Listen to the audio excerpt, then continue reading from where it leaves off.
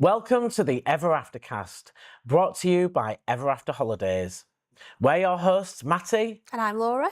here to share magical adventures and unforgettable memories from Disney, Universal and beyond, together with our special guests. Please note, all views and stories shared are personal to ourselves and our guests and may not reflect current park or destination operations. So sit back, relax, and let's begin today's adventure.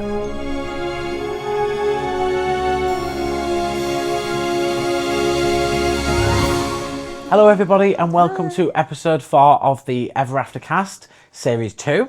My name's Matty. I'm Laura. And we're your hosts of this magical podcast. And today we are continuing on from an episode in season 1, which was Disney Cruise Line. We realised as we were 2 hours in that we have so much to talk about. I think that edit was about an hour and a half. Right, okay. But it was a long podcast. And we did touch half of the, stuff that we need to talk about. Yeah, half the stuff that we wanted to talk about, we didn't get a chance to. So this is part 2 of our Disney Cruise Line podcast. And there'll be more, obviously, podcasts in the future about Disney Cruise Line, but we want to finish up that episode, which was basically supposed to be an overview. Yes, but there's so much to say. And I feel like Cruise Line is on a lot of people's radar now, even more so in the last 3 years, maybe. I feel like, and more ships are coming out every year, and it's a real one that we get a lot of questions on, and I think people are kind of curious about it. They're not sure kind of where to start maybe with a Disney cruise, or what do you get on a Disney cruise. There's myths about cruises. There's like kind of and there's a lot of there's a lot of Disney Cruise Line exclusive aspects as well, like they don't do on any other cruise line. They make them so special. And I've only really kind of discovered cruises last year in 2025 and did like the first 2 proper ones, and I'm like completely hooked. And I'm making sure kind of if I can, nearly every year go on a cruise because I love them. And I just think more people are kind of thinking, oh, we'll just add that to the holiday or have a look into it, or the UK sailing. So it's really worth diving into a bit more detail. Talk about it more, because you don't know what to expect on your first Disney cruise. And I think this is helpful as well, because when I first started sailing with Disney Cruise Line back in 2012, there was not really any YouTube videos on it. Vloggers really weren't a thing. No. Information was like really limited, and I fell in love with it, straight away. And I've tried one other cruise line, I won't name it. It wasn't a bad cruise, but it was enough to sort of say to myself, I'm not cruising with anybody else but Disney. Yeah. It was just enough. Because sometimes you don't realise actually the difference. Sometimes if you've been on many cruises, Disney cruises, you'll take a bit for granted, like, oh, every cruise probably will feel like this, but actually no, Disney do a lot of special things that you don't even realise are happening when you're on there. So. And 9 times out of 10, everyone I've spoken to who does it for the first time, they want to do another. Oh yeah, definitely. So, one thing we really didn't talk about, we've got a few things we didn't talk about, but we'll start off with probably one of my favourite things on Disney Cruise Line, and that's food. So Disney Cruise Line has something that no other cruise line in the world does for dining, and that's something called rotational dining. And I think it's really important just to tell everybody as well that when you book a Disney cruise, all of your food is included, apart from at the adult-only specialty restaurants, which we'll talk about when we talk about adult-only areas. But all of your food is included in the price. Even your room service. 24-hour room service is included. Now, with your evening dining, like if you were to go on a general cruise ship, you expect to go to a restaurant, have a sit-down meal, and that's exactly what Disney Cruise Line do offer. But theirs is different. It's called rotational dining. So on every single ship, they have 3 main rotational dining restaurants. And let's say if you do a 3-night cruise, you will get to eat in each of those restaurants on a 3-night cruise.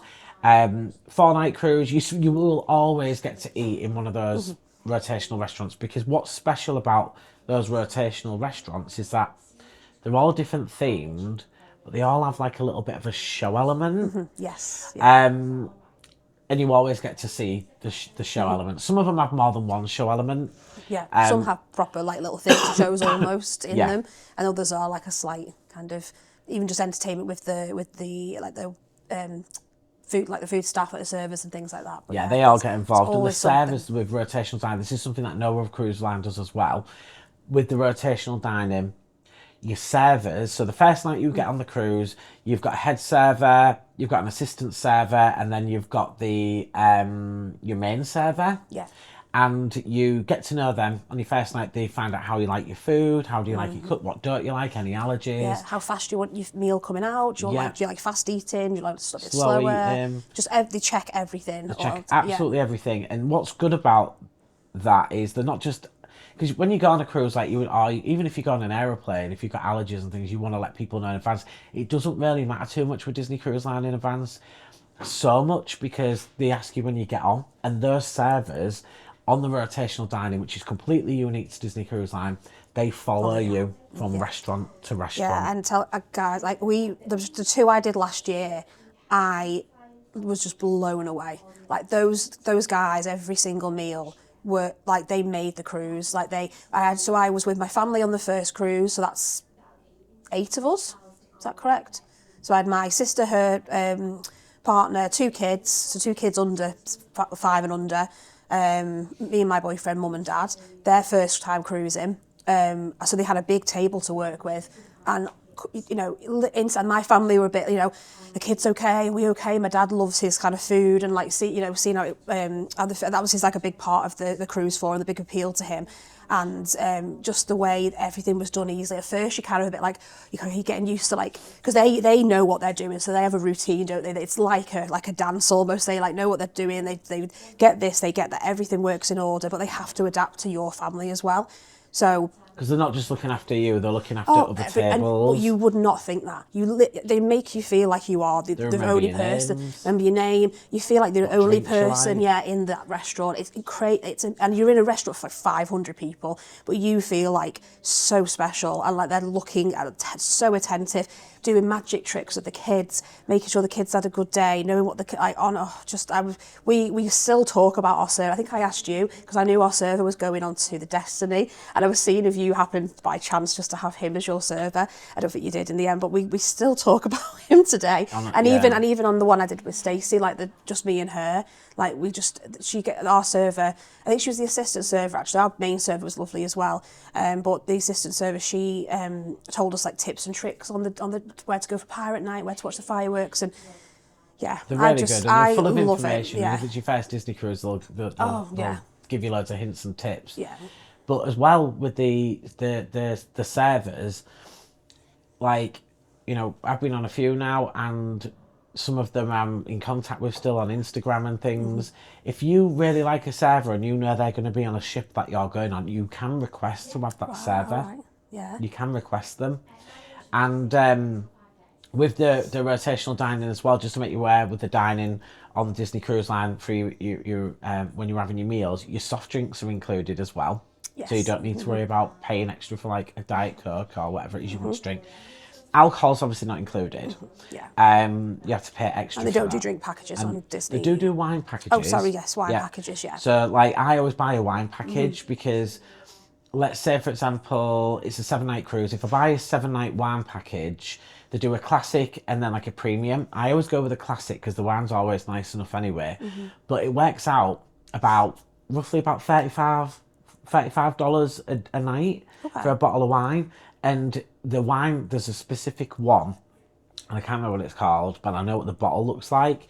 There's 2 actually, because sometimes they don't have one, so I'll ask for the other. But if you do that, it works out about $35 a bottle a night. Now, when I've asked for this bottle in one of the lounges, one of them was over $100 for the bottle. Okay, all right. Once they'd added on. So you have that on your meal. That'll come, or do you have it at any point of the day? So with the drinks packages for the wine, it's like a dinner package. So you'll order let's say I'm on a cruise for 7 nights, and I do it on the first night. You don't have to do a 7-night one. If you're on a 7-night cruise, you can do a 3-night one if you want, and it means you've got 3 bottles of wine to have over your 7-night cruise.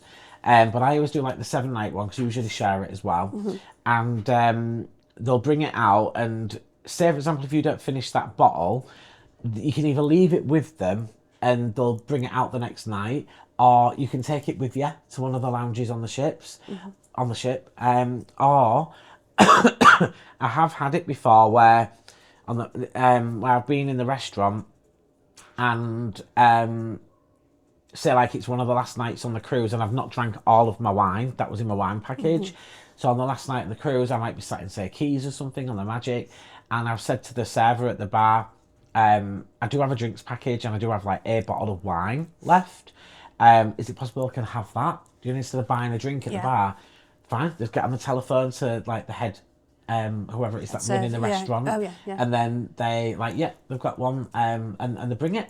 And you can have it in one of the lounges, so it doesn't go to waste either. Yeah, you know, they're so accommodating. Like even like when down to if you don't see something on the menu that you don't like, as long as you tell them in advance. Because like if you're a super fussy eater, I mean, I count myself as very fussy eater, and there's always something on the menus at Disney Cruise Line. But and I remember when my partner he wanted he wanted the dessert from the night before, a different rest the next day, and they were like, yeah, no problem, and fine. As long as you tell them in advance, or you know, if we were running a bit late from an excursion or something like that, just say in advance, like, can we tell you our food like ahead of time? And as long as you give them a bit of time ahead, they love that. They can then prep the kitchen, prep everybody else, and it works out. But if you really loved a dessert the night before, or you're like, oh, you know what, I don't like anything on the menu, really fancy that pasta dish I had last night, they can accommodate usually for you. And they even go out of the way for you, like, so with what you were saying about if there's something you really like I don't like Pirate Night menu at all. Yeah, it's the same on every ship. I do really like it, but I've had it now twice, and I feel like, maybe there isn't much on it. I had like one thing from the start, one thing from the maid, so I might want to mix it up, but that's the same one across the whole ships, isn't it? It's the same menu on all the ships for Pirate Night. I'm not a fan of it at all. The menu, some people love it, I don't like it, I never have done. So what we do when we know Pirate Night's coming up, we'll tell the servers, and what they do is they get the chef to make something different for us for our main, because I don't mind some of the starters and desserts, apparently it's the mains I don't like really. Well, I don't like any of them. But so like the last, we was on the Treasure in November and the Destiny. So on those two, for example, when they had Pirate Night, we told the servers, and on one of them, they made us like a chicken curry instead. And then on the Destiny, they actually made us a vegetable curry and a beef curry. Oh, nice. Yeah. And the reason why is because I said, oh, look, on the Treasure, the chef made us a curry and it were really nice. Could you do a curry for us instead? Asked the chef. And they did. But not only that, like we're saying, if you like the desserts and stuff, because on the Dream and the Fantasy, I absolutely love Enchanted Garden. It's one of my favourite restaurants. Yeah. But my first Disney cruise we ever did was on the Dream. And I loved Enchanted Garden then. And I'll never forget the first cruise I went on with Disney. In Enchanted Garden, one of the starters is those cucumber wraps. Oh, yeah. Did you see them? Absolutely gorgeous. So, you know, sometimes I will say if I'm on the Dream or the Fantasy, because I've never seen those on any of the other ships, just the Dream and the Fantasy and Enchanted Garden, can I have tomorrow, even if it's not Pirate Night, I'll say, can I have the cucumber wraps for my starters tomorrow? And they do it, don't they? Yeah. That's it. Because they have, you find on cruises, you'll have first timers there, you'll have some people though who go all the time, like that's there. It becomes like your home. And when I like look back on like when I looked at my vlogs, edited my vlogs, I'm like, it's like I'm watching like my house, like when I'm touring around the ship, because I feel so connected to it. Because you get, especially if you do a 7-night, I've not even done like a transatlantic one. You get so connected. But even back to the food, if you fancy 2 starters, 3 mains, you can do that. So my boyfriend, we don't eat a lot of like steak again, because I'm quite fussy, but like, I'm not borderline vegetarian, so we don't eat a lot of steak. We don't eat like salmon, or we don't have like, is it venison? Fancy lobster, things like that. There's things we wouldn't have day to day. They're on the menu, and if you fancy a little bit of that, and they're not big portions. No. They're not tiny, but they're not massive portions of food. So you can, if you fancy like a bit of the lobster and you want to try, you're not wasting. No, that's it. Like my boyfriend was having like 3, because he doesn't like dessert that much. So he was having, even though I think he did have dessert every night. He's like, well, I'm here, I might as well. But he was having like 3 mains, because he likes like steak and stuff. He doesn't get that much, so they're happy to try. And if you try something you're not sure, they go, look, can I get you anything else? And you're like, no, I've tried it, that's fine, I'll go on to the next stuff. Because you're never like out of food, and if you're starving later on, which you usually aren't, you've then got room service and stuff. And also, so rotational dining, what's your favourite of the rotational dinings of all the ships you've been on? It's a hard one. So for everyone listening, if you've not listened to any of the ones, I have been on all of the current ships. So I've been in all the rotational dining restaurants. I like different ships for different reasons. I do have my two favourites. I'm going to be honest with you. I think my favourite rotational dining restaurant is Tiana's on the Disney Wonder. Oh, okay. Because the entertainment in there was just fantastic every night. Tiana was in there every night. There was a band playing, a live band playing with Tiana singing songs. Yeah. And then the alligator, I can't remember the alligator's name from Princess and the Frog. Louis, is it? Louis. Yeah. He comes out as well, and they do like a Mardi Gras one night in there, and you get all the pals and everything, and all of the cast member servers like dance around the restaurant, and it's a feel good vibe then, isn't it? Like, really good vibe. But it's just, that is to me one of the best Disney Cruise Line rotational dining restaurants, and I think it's because in the movie she does have a restaurant, so it makes sense. It makes sense for her to have a restaurant. Like they've got one in California. They've got Tiana's in California at Disneyland near the Haunted Mansion. Have you seen it? Yeah, been to it. Yeah. It's nice. Yeah. So that's a quick service, isn't it? So it's a bit. It's not as. It's not like the food's really good though in that. It's a perfect opportunity.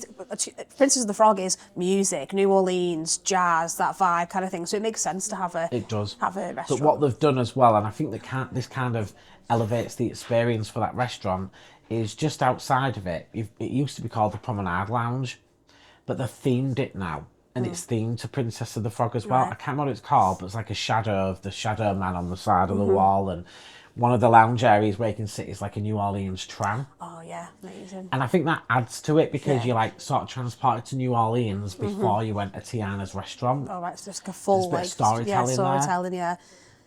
I love it. What's yours favourite? I mean, so I've only done 3 ships. I love Animator's Palette. Which ship? Because they are different. The Magic, the Wonder, the Dream, and the Fantasy, their Animator's palettes are different. Yeah, So I know. I think I did the Magic. I love the Magic is more black and white, isn't it? I think I like the aesthetic of that, but I loved it on the Fantasy as well. It felt very similar, but we did the full. I thought the turtle. You have like. Crush's Turtle Talk kind of one on one of the nights if you do the 7 night, and they that's do on the Dream and the Fantasy. Yeah, and they do the one where you do your character and Sorcerer Mickey style on another one. And I thought the turtle, I was like, oh, I'm not too fussed on that, whatever. But actually, that was really fun, especially if you've got kids in the party and like the family getting into it. But yeah, I think that's really. I love doing that. And obviously the Treasure didn't have that on, and I kind of missed it a little bit when I was on the Treasure. I was like, oh, does it feel like a. It was absolutely fine. Loved all the restaurants on the Treasure, but like Coco, I did really like Coco. You weren't too fussed on that one. I really liked it. It was very emotional. I loved the food. I think this food was my favourite. The last night off, we did that 3 times because we had Pirate Night in there as well. But I did love that one. But yeah, when I've not done Animator's Palette, I do kind of miss it. Yeah. And that kind of little the entertainment in there. The Wonder and the Magic Animator's Palette is to me probably. They should have something like that on every single Disney ship. And I know on the Wish class ships, I know they've got it on Dream and Fantasy, but it is different. It's like the restaurant's actually colourful. It's more like Animator's Palette on the, just to anyone listening, on the Wonder and the Magic, the 2 oldest ships, Animator's Palette is more black and white. And it tends to colour while you're having your dinner. Even the waiters and servers' outfits change to colour. They're black and white, and then they change to colour through the course of the meal. Oh, I've never noticed that. Yeah, No. there you go. There's a little thing. Yeah. And then on the main show night, Sorcerer Mickey comes out to the Fantasmic music. Ah, okay. And then they do another night in there on both ships where you do your characters like they do in the It's all Dream and big Fantasy. screens around the restaurant. You've got screens everywhere. So every view on a table, wherever you sat, you're going to see a screen. You're going to see the same thing pretty much on it. And they do some magic. Well, that's the thing on the Magic and the Wonder. So their Animator's Palette with the giant paintbrushes as the columns and things, it's all black and white. And then they've got the screens which look like portraits, and like you can see them drawing like Disney characters being drawn in black and white. But then as the night goes on, they all change to colour and everything. See, when I was on the Magic, it was COVID times, and I was very sick. that night I got really bad seasickness. Did you not go in there that night? I did go in there, but I think I just stared at the table the whole. Really? I was ready to go. I thought I did see like the drawing the character and doing all that, because I was determined to like see that, but I was like, right, once it's done, I need to go back to the room. And they wouldn't have had the Saucer of Mickey because it was COVID. They didn't have it during the COVID Magic at Sea. Yeah, I think the Dream and the Fantasy animated palette, it's a bit more themed around maybe like Burbank, like the California. It's a bit more like the animators' desks. Yes, like the animators' desks, and the drawings come to life from the animators' desks. So it's not black and white. The restaurant, it is like more like brownie, like a desk, but they've still got the big paintbrushes and things. But theirs have got the screens, but their screens are not like bits of paper as such. It's more like an animator's desk. Yeah. And they still like show the character. It shows like under the sea, and then Crush comes out, and it's like talking with Turtle Crush. Yeah. But then they do the one where you draw your own little character and it comes to life to Fantasia music. Yeah, that little bit is so much fun. But there's no Mickey Mouse on the Dream and Fantasy animated palette. But saying that though, on the Wish class ships, 1923, Waltz and Roy, there's two different sides. It is like, I would say it's like a more adult animator's palette. True. Because you go in and they've got all these glass cabinets. Museum, it's like a museum of Disney art. Lovely. So it's more like an adult version of it, but again, no characters, and there is no show in 1923. But where the Wish class ships make up for it, you've got the Marvel restaurants on it, all three Wish class ships. That's a bit like animated palette as well, isn't it? Because it's big screens and things. But they have the characters, they have Marvel characters in them. So like, I've seen Ant-Man and the Wasp on the Wish in there, Spider-Man. And that one's really good.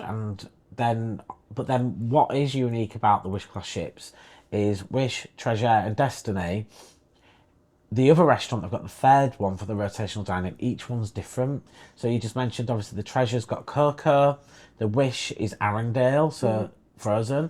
Yeah. And then the Destiny, which we've just been on, was Lion King. I'd love to do that. They're all live entertainment, those ones, though. And it's not just like Mickey Mouse just coming out. It's like they have a band and singers. Yeah. It's like a mini show. Yeah, I mean, like in Coco, I love the musicians, like, and the lady who thinks she was playing the violin, but she was also singing. Her voice was incredible, and I was like, oh, it's beautiful. I love that style of music anyway.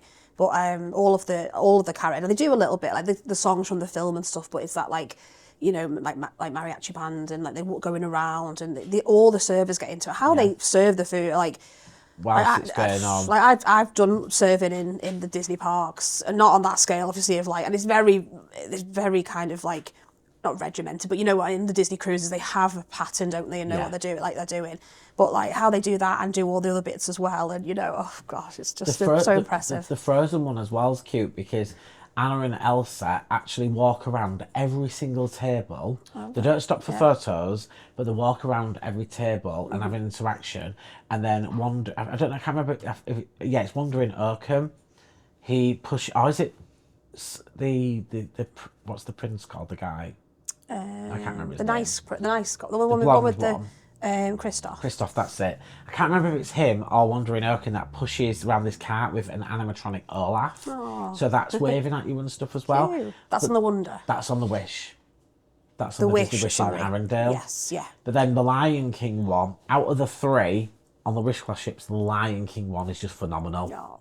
It Hopefully really is. I'll get to see it one day. Everybody loves like Festival of the Lion King and things like that. The Disney Parks for Lion King shows. It's basically that, but while you're having your dinner, they do He Lives in You as well. Oh, well, I'd be destroyed. So you bring your tissues when you're having your dinner. They are amazing, and those are just the rotational dining restaurants. And you don't have to go to your rotational dining if you don't want, because they do have sort of more laid back casual dining because they have all the marketplaces on the different ships as well. Okay, so let's talk about we might have touched on it last episode, but obviously the rotational dining, but they have the buffets, I call them, but there's probably a better word for that. They've got like the buffet, like it's cabanas on the Magic class and the Dream class, but then it's Marceline's on the Wish class. That's like your buffet where you would go for breakfast, lunch, and then but they do have as well those food stalls, the marketplace. Yes. So up on the pool deck almost. If you imagine Yeah. where the big funnel vision is, the pool deck, the funnel vision is the big screen in front of the pool.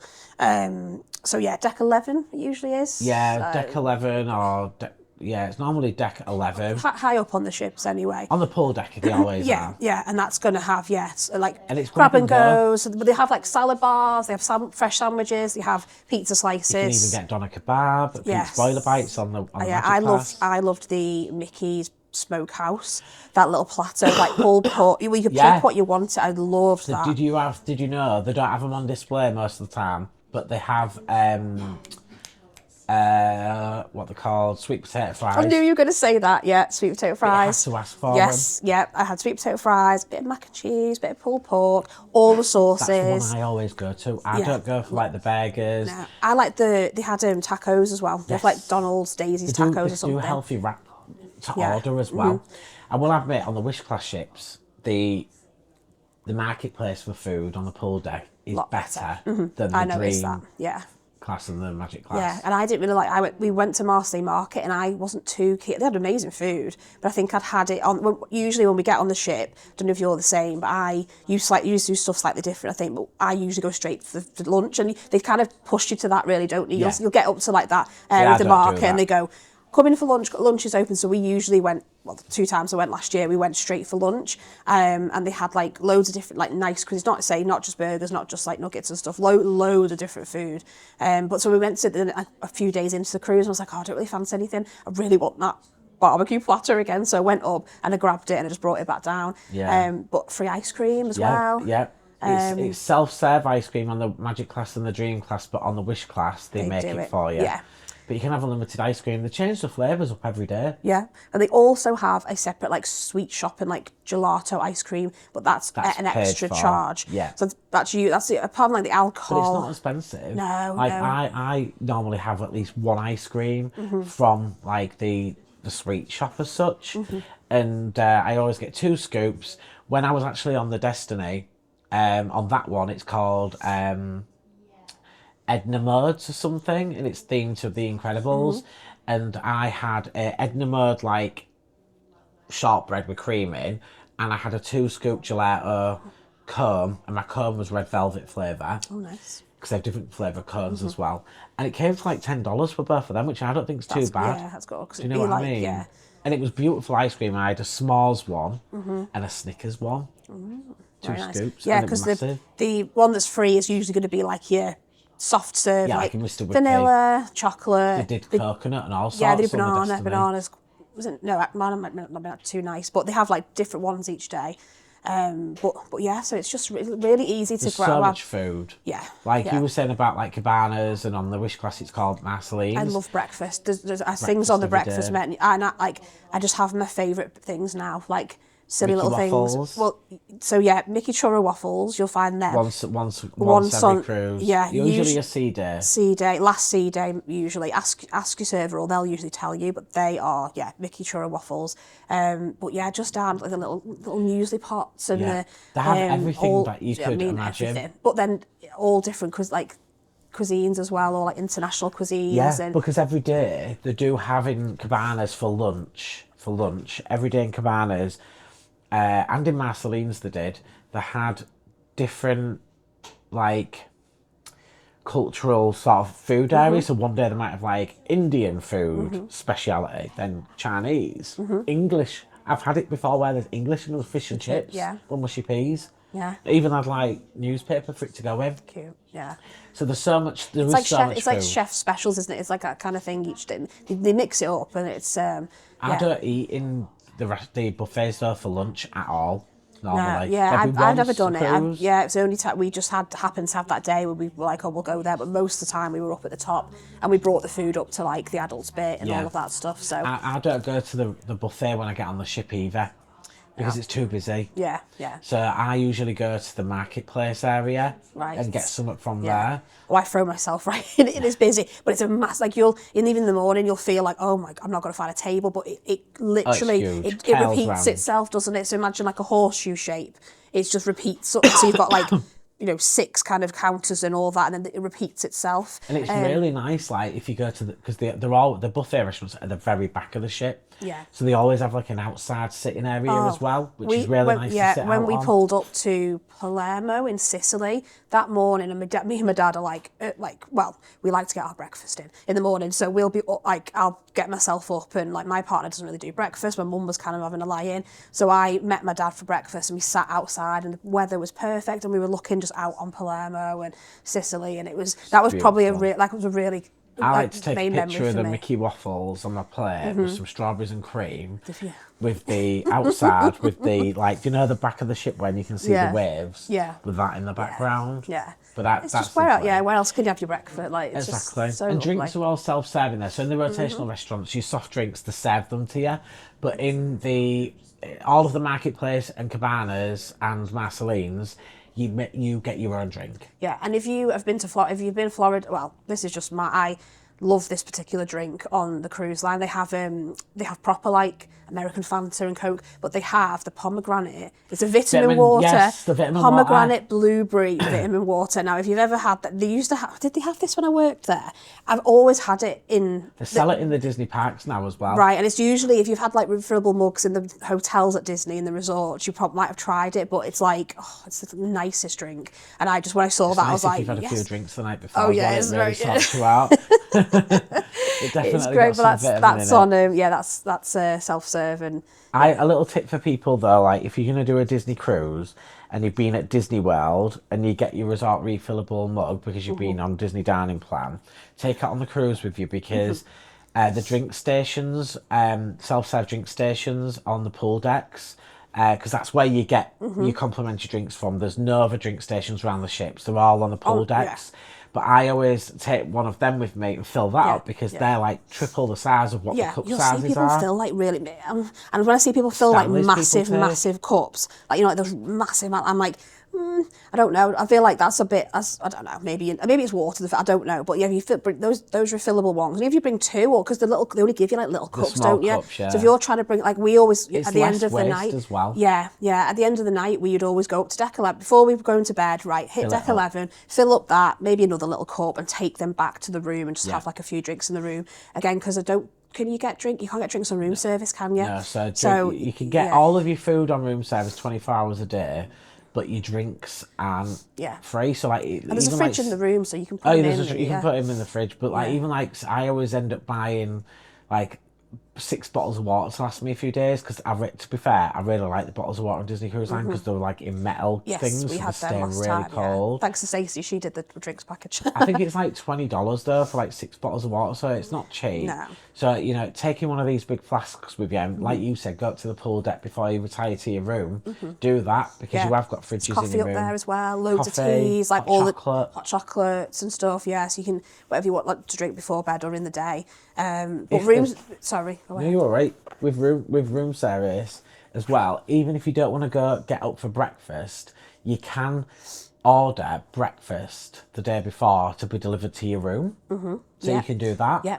So you put it out before like 2 a.m. I think it's all in your stateroom. There's a pull-out drawer. There's little like hangers for the door, and it's very small, like selection, little pastry, some cereal. And another tip as well that we learned online. If your last day of the ship, you usually get, before you disembark, you get a really early breakfast time. It's usually the restaurant you did the first night or something like that. The one the night before. Oh, is it? Yeah. Oh, right, okay. The one you did on on your last night. So what I found, we did go for breakfast on the Treasure, but on the Fantasy with my family, it was like 7 a.m. our breakfast, and we did have to leave the ship quite early to get for our flight home from Barcelona. But we what my sister did, because she had the kids, the night, so you can't order breakfast the night before you disembark, but the previous night you could, for the previous day. So she ordered cereal and milk, and kept it in the fridge. So that last day she had some cereal just for the kids in the morning. Because we didn't eat then until we got to the airport, because we were kind of packing down and leaving the ship. I don't think they kind of held us to that time of like 7 a.m. for breakfast. I don't know if my dad actually did. He did go, but I think there's a bit of leeway, but they want you off the ship really. So and you want to get off as well. I don't know if there is like a bit of leeway with it, because when we were on the Destiny, our time for breakfast was at 7, and we went at 7:10, and they wouldn't let us in. Okay. They won't let us Scrap in. what I said then, yeah, I don't. So there must yeah. be. I mean, I've never been late before, but the only reason I was late on the Destiny for it is because that ship, because it was a maiden voyage, it was so busy. There was always queues to get in the restaurants, and I just wanted to be able to just walk in like I can on any of the other ships. Yeah. I mean, it's not the end of the world, like, but It'll depend how busy it is again. Sometimes things kind of rules slightly change if it's a little bit quieter. Yeah, I mean, I don't know if it was different yeah. because it was the maiden Yeah, voyage, but I've I think never so. had that before. We were 10 minutes late on purpose, and they won't let us Yeah. in. Also, just thinking of that about being busy, and if the ship's at capacity, with your dining, especially if you're a party of 2, you might share a table. So I've never actually experienced this because the first ship, it was COVID, so they were separating people. When I went on with Stacey on the Treasure, we were separated. Now, the tables are quite close to each other, but we were on like a 4-top, and it was only us 2. I think it was because the ship was a bit quieter. Yeah. But you've obviously done many cruises, and you've had it where you've shared. We have shared once. We didn't have a problem with it, but we do prefer to have our own private table. But this is a tip for everyone listening, because I know the locations where to go when you get on the ship to make, if you're adamant you want a table to yourself. They can't always guarantee it, but I know the location, because this is the thing, like whenever I first get on the ship, one of the first things we do is, before we do anything, I go to guest services and I pay for the internet on my work card, because obviously I need to work while I'm on the ship, and anything else work related, I just get that out the way. Then I change it to my personal card. Then I go over to either one of these locations to check my dining. And what I'm doing is, basically, it's where you go and you can check with the head servers, the restaurant manager, sorry, if you've got your own table. And if you haven't, they will then try and accommodate you. It might mean you've got to change your dining time or anything like that. But I'm happy to do that if it means if we can just have a private table. But the locations of them, for people listening, if you're going on a Disney cruise, this is a little tip for you. On the Magic class, well, so that's the Disney Magic and the Disney Wonder, it's like basically the Promenade Lounge. So where on the Disney Wonder, it's what I was mentioning, it's like Princess Tiana themed. You go there and they will organise you, the cast members, into like which seats, and then you move seats forward, and then it'll be your turn. It's the same location on the Magic, but I can't remember what the one on the Magic's called. It's been rethemed as well. It might be, I can't remember what it's rethemed to be honest, on the Magic. But on the Dream class, the Fantasy and the Dream, it's down at the entrance to Enchanted Garden. Okay. So that, do you know that it's quite a wide, long corridor in it? Underneath the atrium, isn't it? So Like big literally underneath the atrium, down the smaller steps. So it's down there, and you queue up there to, and that's where you do it on the Dream class. And on the Wish class, it's in the Triton Lounge. Yes. So that's where they do a lot of crafts. And it's good to know, this is good to know though, because me and Stacey didn't know that. So we get in the guest services queue, which is busy. When you get on the ship and they can't help you. So then to be fair, I needed to update my card payment on it. So I did need to speak to them, but they just said anything. They said Triton Lounge. So Stacey went, because we were asking about Paolo, getting a Paolo reservation. So she went off there to there, and I stayed and did the other stuff. But you'll find that, and that's, you don't want guest services can be, it's busy when the ship's first open, because everybody's got something to ask about or do. Everyone assumes that guest services can sort everything. Yeah. So it's really good to know that, because I didn't know that when I went on the ship last time to go to the certain, and so make a head start, especially if you want to try and get Paolo brunch or Paolo reservation, or again change your who you sat with. And I guess maybe change your dining time. Usually we can request that, because you basically get 2 dining times, don't you? If you book early, you normally can pick which one you want, but if you book later, sometimes you just have to take what I've got. I can't really choose which one I prefer. I've done the early and I've done the late, as you have as well. I can't really. I prefer early, and I have done late as well. I did late on the Destiny, but I do prefer early, because there's 2 sittings on your rotational dining. So again, back to rotational dining, the times vary on the different itineraries and ships, and depending where you are and what have you. But normally it's about 6:15, 6 o'clock for early. I've been on it where it's been 5:45 before, and late is normally about 8 o'clock, 8:15.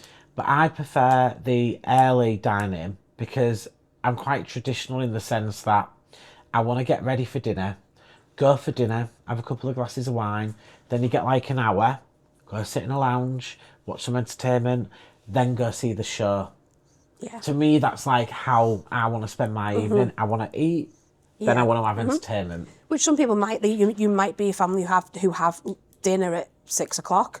Some people they eat like later on. It depends. I mean, I can kind of go between the two. I think with us, we had kids, but it was a rush to get to that 6 p.m. Yeah. because we had a lot of excursions as well, and our kids, I mean, niece and nephew, they'll eat. They've not got really a set time. No. We still want to feed them, but then it might have, if we had the later one, we all were probably going to be starving by 6 o'clock, and then Well, I couldn't work I do out. find that a lot of families do the later sitting. Yeah. And when I speak to other families, they say it's because it means that the kids are playing in the pool and that.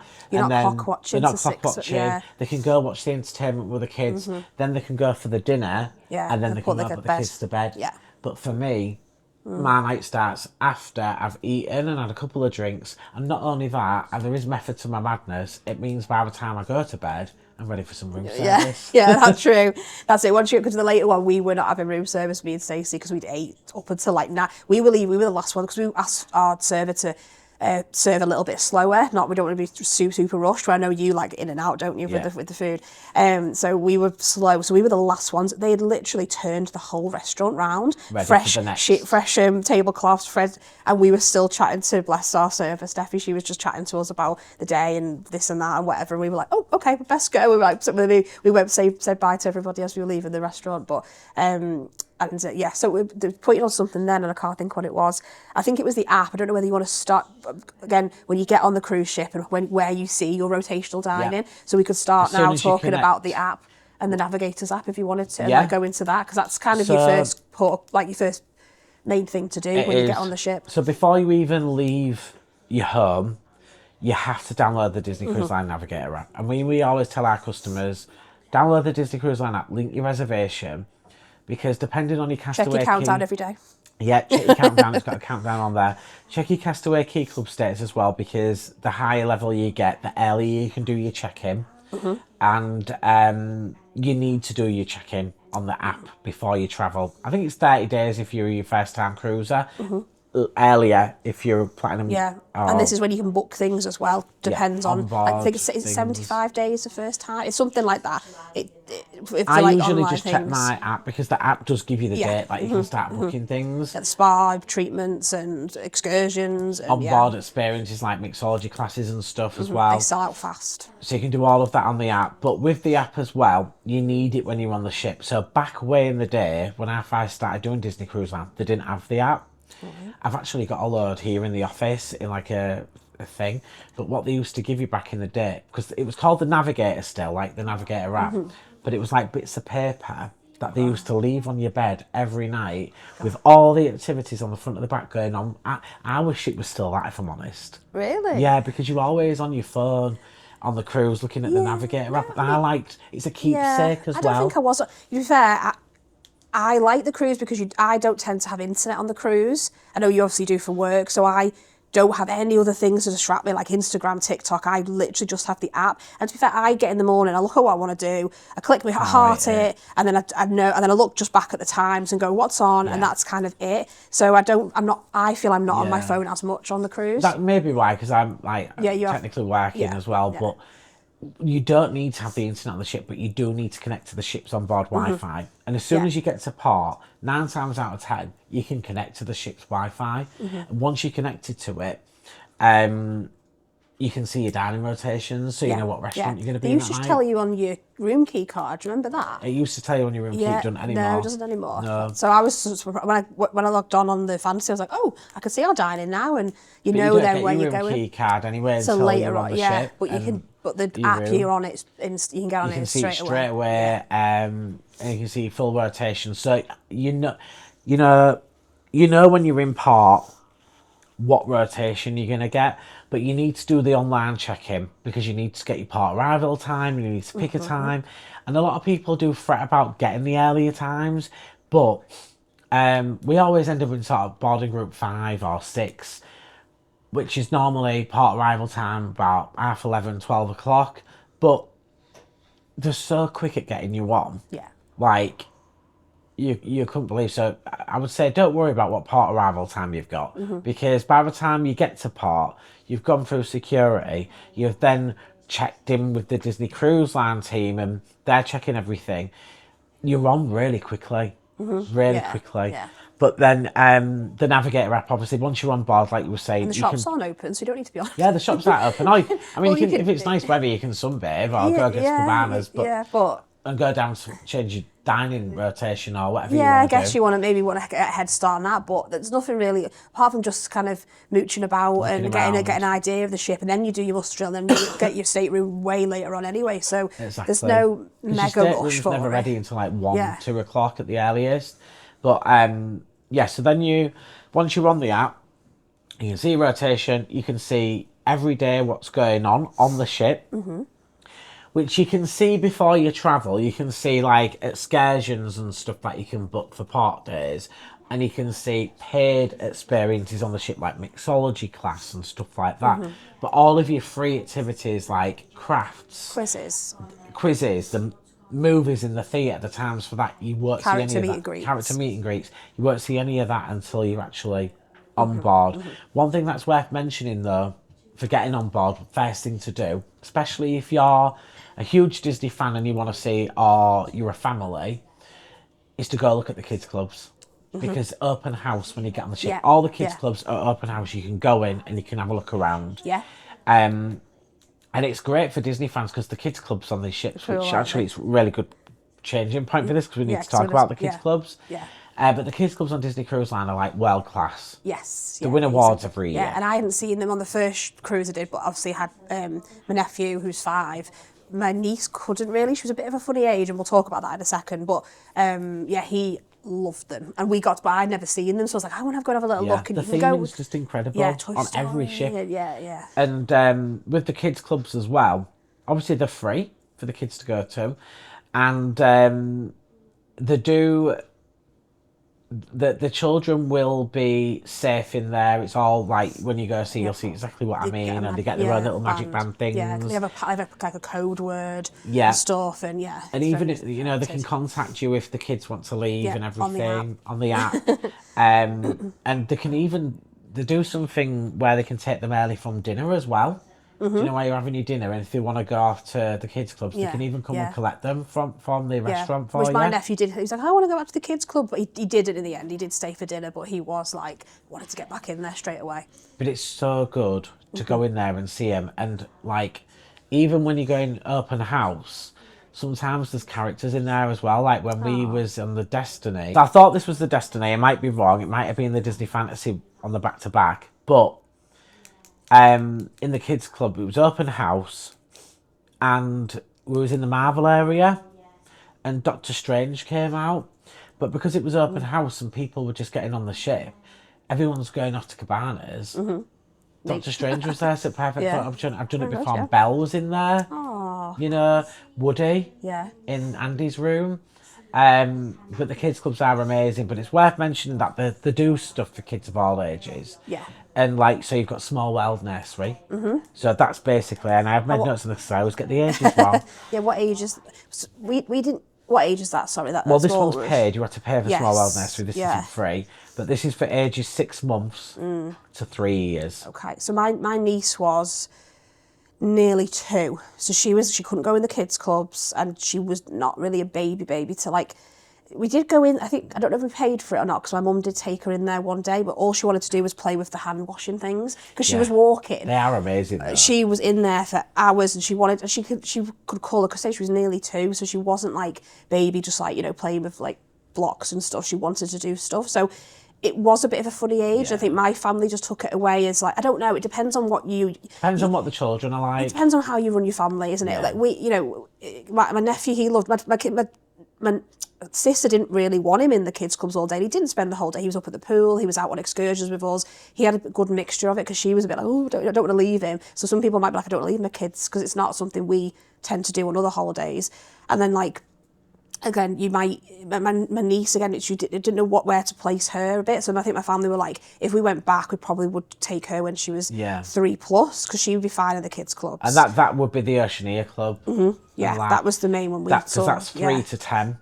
That's the biggest kids' clubs on all the ships. Lots of little rooms. All different themes. Yeah.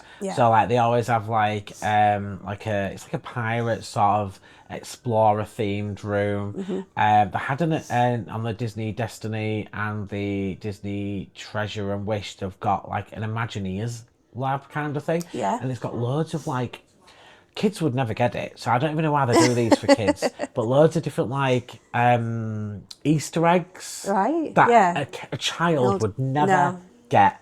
And I was walking around taking pictures of these, and oh my god, yeah, look. Yeah. And do they have as well on the? I know they have it on the. They definitely have it on the Treasure. Do they have the slide from the Grand Hall? Yes, they do. So on the Wish, on all 3 ships. On the Wish class, on right? all 3 ships on the Wish class. So from the tempted Grand to go Hall. on that. I did it on every one. I've been on every slide. I was scared I was going to get stuck. It with my meta glasses as well. All right. Felt like a right Wally. I was the only adult wanted to go on it. But basically, on the Wish class ships, they have a slide from the Grand Hall main level down to the deck below, which is where the kids' club, the Oceania's club is. Yeah. And did you know when you get to the bottom of the slide on each of the Wish class ship, it's a different theme? Oh no. So on the Treasure, it was Jungle Book theme. Okay. When you slide down it. On the Destiny, it was Wreck-It Ralph themed. Yeah. And what was it on the? I can't remember what it was on the Wish. But they're all different themes. And again, open house. You know, get on that cruise ship if you're on a Wish class one. Go on that slide. Yeah. Go on that slide and then go straight into the kids' club. We won't judge you. Put your hands in those. Wash. Yeah, they are fun. They are fun. Yeah. It's a funny feeling though. Yeah. Like I don't know why they just don't have those in the toilets as well. I know, but then they've got in the kids clubs as well. They have like a Star Wars cargo bay kind of thing going on, and like they've got animatronics in there, and also like the little pogs and things, and then they have like Belle's library. Right, I didn't see that one. I saw like a Tinkerbell one, and I saw Toy Story. Yeah, Andy's on the room. Fantasy. Yeah, so that's on the Fantasy. They've got like Pixie Hollow. They've got Star Wars cargo bay, Andy's room, a Marvel one. But on the Wish class ships, they are a bit bigger. The kids' clubs, it's bigger ships, but they have like Belle's library, like from the film. Then they have a Rapunzel room where you can go painting with Rapunzel. Then there's an Arendelle room as well. Put these as well. Disney. They're so good, the kids' clubs, but even when you're sailing, they do open house for adults to go in with the children, or even if you don't have children, because I've been into open house before on a cruise and played Pictionary with other adults in the kids' clubs. But it's good for us, is, again, to help with our customers, or if we've got family members who are looking into going, we can tell them it's good to first hand see it, isn't it? And actually, like, I recommend anybody details. getting on a Disney ship for the first time, or especially if you've got a family. If you just love the Imagineering of it, and you know, it's. I know it sounds silly, but on the Wish class ships, when you first get into the kids' clubs, the hallway, which breaks off into the different areas, there's drawings of classic Disney characters all over the walls. I was just taking pictures of the drawings of the characters. And you'll have, I think on that floor as well, you have like Bibbidi Bobbidi Booty. Like it's all kind of the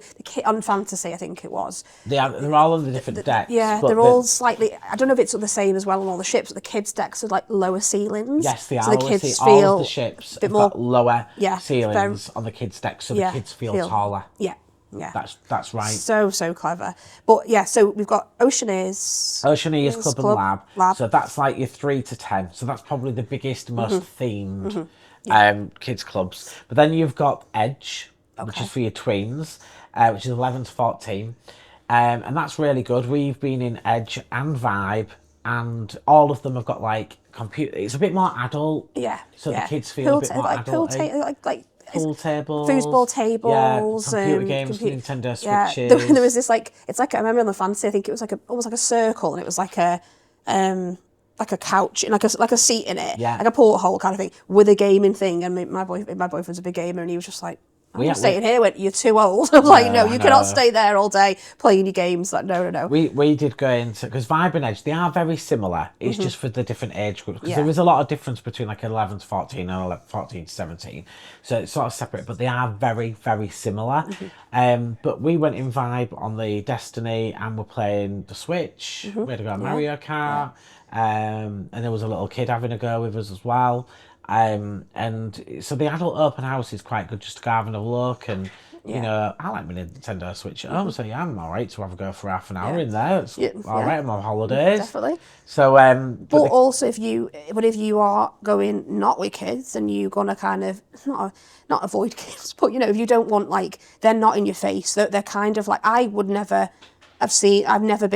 the open house for the Oceaneer, but I've never you don't walk past the Vibe or the tea and you go, like, you don't, I don't think you even see them when I was on the ships. You don't. You can't really. They're a bit hidden away. Probably for safety reasons and for, that's it. You don't. It's not in your face. They are kind of kept away as well. And they're all on different areas in each ship as well. So we won't go into where they are in every ship because we'll be here all day. But they've got on the Wish class ship, something else to mention. They've got the Heroes thing next to Vibe, I think it is, or Edge. I can't remember which one it's next to. But it's like a huge sports hall. Did you see that when you went on the Treasure? No. It's a huge sports hall on the top deck. I can't remember if it's Vibe or Edge it's next to. Yeah. It's on the same deck as Palo and Lumiere's. Right, okay. Enchanté, sorry. Yeah. And it's basically a huge sports hall, and they do sports and that in there for the kids and that.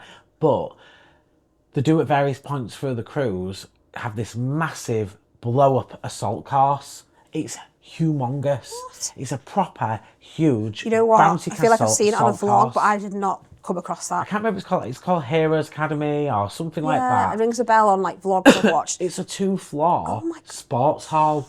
No, they didn't even see that. I've seen on the Fantasy they have a Goofy's sports deck, and that's got like a mini golf, which we were like, yeah, we'll do the mini golf as a family. We never even got a chance to. No. But my dad hired out a golf simulator, so it was a small room and it had 2 big screens, and he did hire out a golf simulator, and that again we had to pre-book and stuff and pay for. And they have big basketball courts. My nephew was doing football, basketball stuff up there. So that had there's so much going on for kids. There's so much. I says, well, if you think, oh, I don't want to put my kids in kids clubs, there's there's plenty of stuff to do together. The pools, the slides, so we can go on to them as well. All of the stuff on like deck 11 or the pool deck. And obviously we'll go into detail now about like the activities, because with those kids clubs as well, it's where they're all free apart from Small World Nursery. Yeah. So they don't cost anything for your kids to go to. And like I said, I recommend going to them. But obviously with the drinking age in America being 21, I think it's really important to highlight, if your kids are between the age of like 18 and 21, 18 and 20, if your kids are 18 and 20, they do something called the 18-20 Society. Yeah, I didn't know about this. This isn't a kids club, but basically what it is so on your Navigator app, you have all your adult activities like crafts, quizzes, stuff like that. Basically, if you're on the app and it says 18 to 20 Society, and then it says what it is, what that is, it's the same sort of thing that an adult would do. Yeah. But it's specifically for 18 to 20-year-olds. Right. So it's technically like a kids club, but they're not kids. They're like in between. And they said you can get and they're treating them like so adults, it's like they can get mocktails and what have you. Yeah. So I think that's really good. And even the adult people stuff. Don't know that. No, I didn't know that. And even like the 18 overs. I mean, I've not done loads. I've done like maybe the quizzes that are 18 over, but obviously I don't check that. I just can go to any, unless it's like stating like if this is for kid, like under 18 or whatever. But I've never seen anything that's too rude or too like sweary or nothing's like that on Disney. It's still a Disney ship. Even the adult only shows are like, yeah, we're gonna have more jokes than maybe adults will get, and obviously you can drink and stuff, but you're never gonna have like anything too extreme on Disney. Absolutely not. But then with the kids clubs as well, the last thing I want to say is they do get character experiences that adults do not get. Okay. So like Belle reading bedtime stories, things like that. Yeah. And the kids clubs are open till like 2 a.m.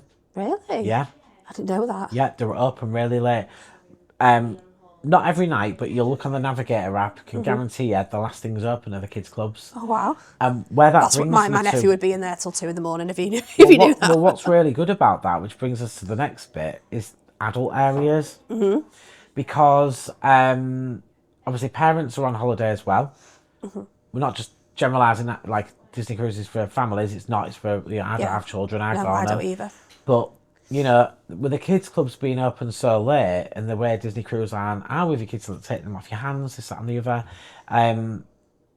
the adults can put the kids in kids' clubs and then go enjoy the adult-only areas. Yeah, And they are yeah. very different on all the different ships, the adult areas. But, you know, you've got adult-only dining experiences and stuff that you can pay for. Which I know some people they're on family holiday, they don't want to do that, but if you Even can, for a couple of hours. if you just go Paolo as a date night with your significant other, like, just, it's so lovely, like, or if you just make that maybe the one thing you do, maybe with other kids, and, you know, take advantage of those kids' Or clubs. even a couple of hours in the jacuzzi in adult-only area. Yeah, you deserve that too if you're on holiday. Exactly. So, yeah. Like, I've met a lot of, like, because I'm always in the adult areas, because obviously I don't have children, and for me it's more peaceful to be around the adult pool than it is the children's pool. But I've met so many, like, Disney family adults on Disney cruises where they do put the kids in the kids' clubs in the evening, and then they'll come meet me and have a couple of And the drinks kids love and it. Like say my nephew was like, I want to go back to the kids' club. I love it. He wasn't like, oh no, don't put me in there. It's like a prison. He loved it. Like, you know. Yeah. So, and that's what they want to do. They want to be around other kids and, you know, messing around and drawing, and the character that they get and experience. stuff. So yeah, and they are sectioned off as well. The adults only bit, like the. Yeah. Especially, I remember, like you're walking on that deck 11, you'll get to kind of like a barrier that was like a screen almost, isn't it? And it says adults only, and that's going to have that pool. Yeah, and so it is different. Tell. They are different though. Compared to the fantasy and looking for just fantasy and the treasure, The they are Wish really class ship different. adult areas are complete. I think the best way to explain it to anyone listening, on the Magic class ships and the Dream class ships, so that's Magic, Wonder, Fantasy, Dream, the adult nighttime areas are all concentrated in one area of the ship, and they call them districts. And then you'll find all the lounges and bars in that area, and the nightclub. On the Wish class ships, they have and obviously on the Magic and the Dream class, the pool areas are in one area. On the Wish class ships, yes, the pool area is in one area like the other classes, but what's different about the Wish class, the adult only lounges, well, they don't call them adult only lounges. They don't really have any adult only lounges on the Disney Wish class ships. They just have lounges, and they are randomly dotted all around the ship, which I hope the change for the Triton class, I will admit, as a Disney adult, because when you're in this is just for me, as much as I love it, when you're sat, say, in the Skipper Society having a drink and there's a band playing, and there's families walking past the children and everything, it just changes the atmosphere a little bit for me. Yeah, that is a bit of a. Yeah, I wouldn't even. I didn't spend a lot of time in that one, but that one is. Yeah, a bit of an. It's in the middle, isn't it? You have got those With 2 aisles of people. Yeah, and then the shops that feels as well. more like it's not a bar. That's like more like a communal kind of just like sitting area, and you can grab a. Like, it's not. We did a quiz in there a couple of times, but yeah, it is a bit of a funny one. I did like, and in the day though, the ones on fantasy, for example, they are open for like activities and things. Yeah, so children can go in the adult only districts during the day, but I think it's once it gets to 9 o'clock at night, children are not allowed in those areas at all. Yeah. Because they do a lot of activities in some of the bars and lounges because they are quite big. Yeah. But the adult areas, there's no nightclubs on the Wish class ships either. Whereas on the Magic class and the Dream class, all of them have got one nightclub as well. Every single ship has got a pub. Yeah. Themed differently. I don't usually go in the pubs though. No. I'm not a pub person. Like a little. I like a cocktail and a wine. bar, yeah. I like the piano bars. I did like the pubs. It's O'Neill's. We did go in there. Gill's, sorry.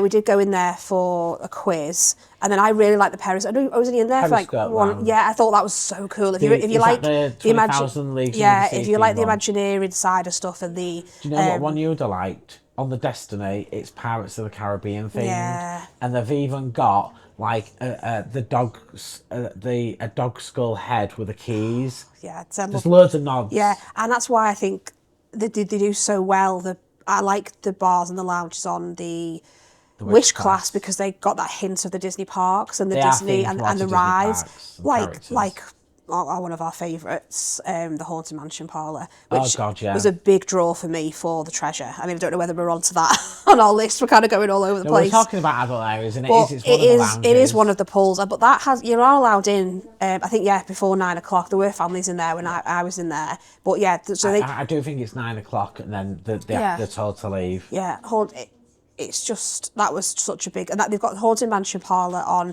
the Treasure and the Destiny. I wish they'd kept it just to one ship, if I'm honest, and just like because made on the it Wish, unique. it's Hyperspace Lounge. Yeah, they could have thought of another thing for that for the Destiny, I feel, but then it's really popular. Yeah, it is very popular, and it is beautiful in they there. They want a day that I didn't go on both the Treasure and the Destiny. They want a day that I didn't go in the Haunted Mansion parlour. I would say go maybe after 5. It depends on when your rotational dining is, because we went kind of at opening of it and it was busy, and you hadn't there's no don't get a reservation, so you're kind of lurking around seats, and then other people come in and they might grab it. It depends how busy it is, because when I was on the Treasure, some nights it was really busy and some nights there was hardly anyone in that. On the Destiny, it wasn't very busy at all, but I think that was because it wasn't new. Yeah. Because it's the same as the one on the Treasure, so everyone was wanting to do all the new stuff on the Destiny. Yeah, true. So I was sat in the Destiny one night in there for about 3 hours, because they do like a rotational show in there as well. Yeah, there's lots going on. You do literally feel like you're having a drink in the ride. It's really good. And I did a photo shoot in there. You did, yeah. So you paid for the photos. You can do that. There's one of the activities that we'll go through the activities as well. Some are probably, we'll talk about kind of our favourite activities on board. But it's amazing. It is amazing. And all of the lounges in the adult areas have their own speciality themed drinks as well. Yeah. So even in the Haunted Mansion parlour, they've got what's it called? Is it Death Certificate? Yeah, I think so. And you actually get it's a coaster, and it's a death certificate. Oh, wow. And they have speciality mugs and we things. had the Sirens. Is Sirens Wish? I feel like that's ringing a bell. You've got the mugs up there. If you're watching, you might be able to see it. I'm not sure, but it's up there. You might be able to see it, but the mug is up there.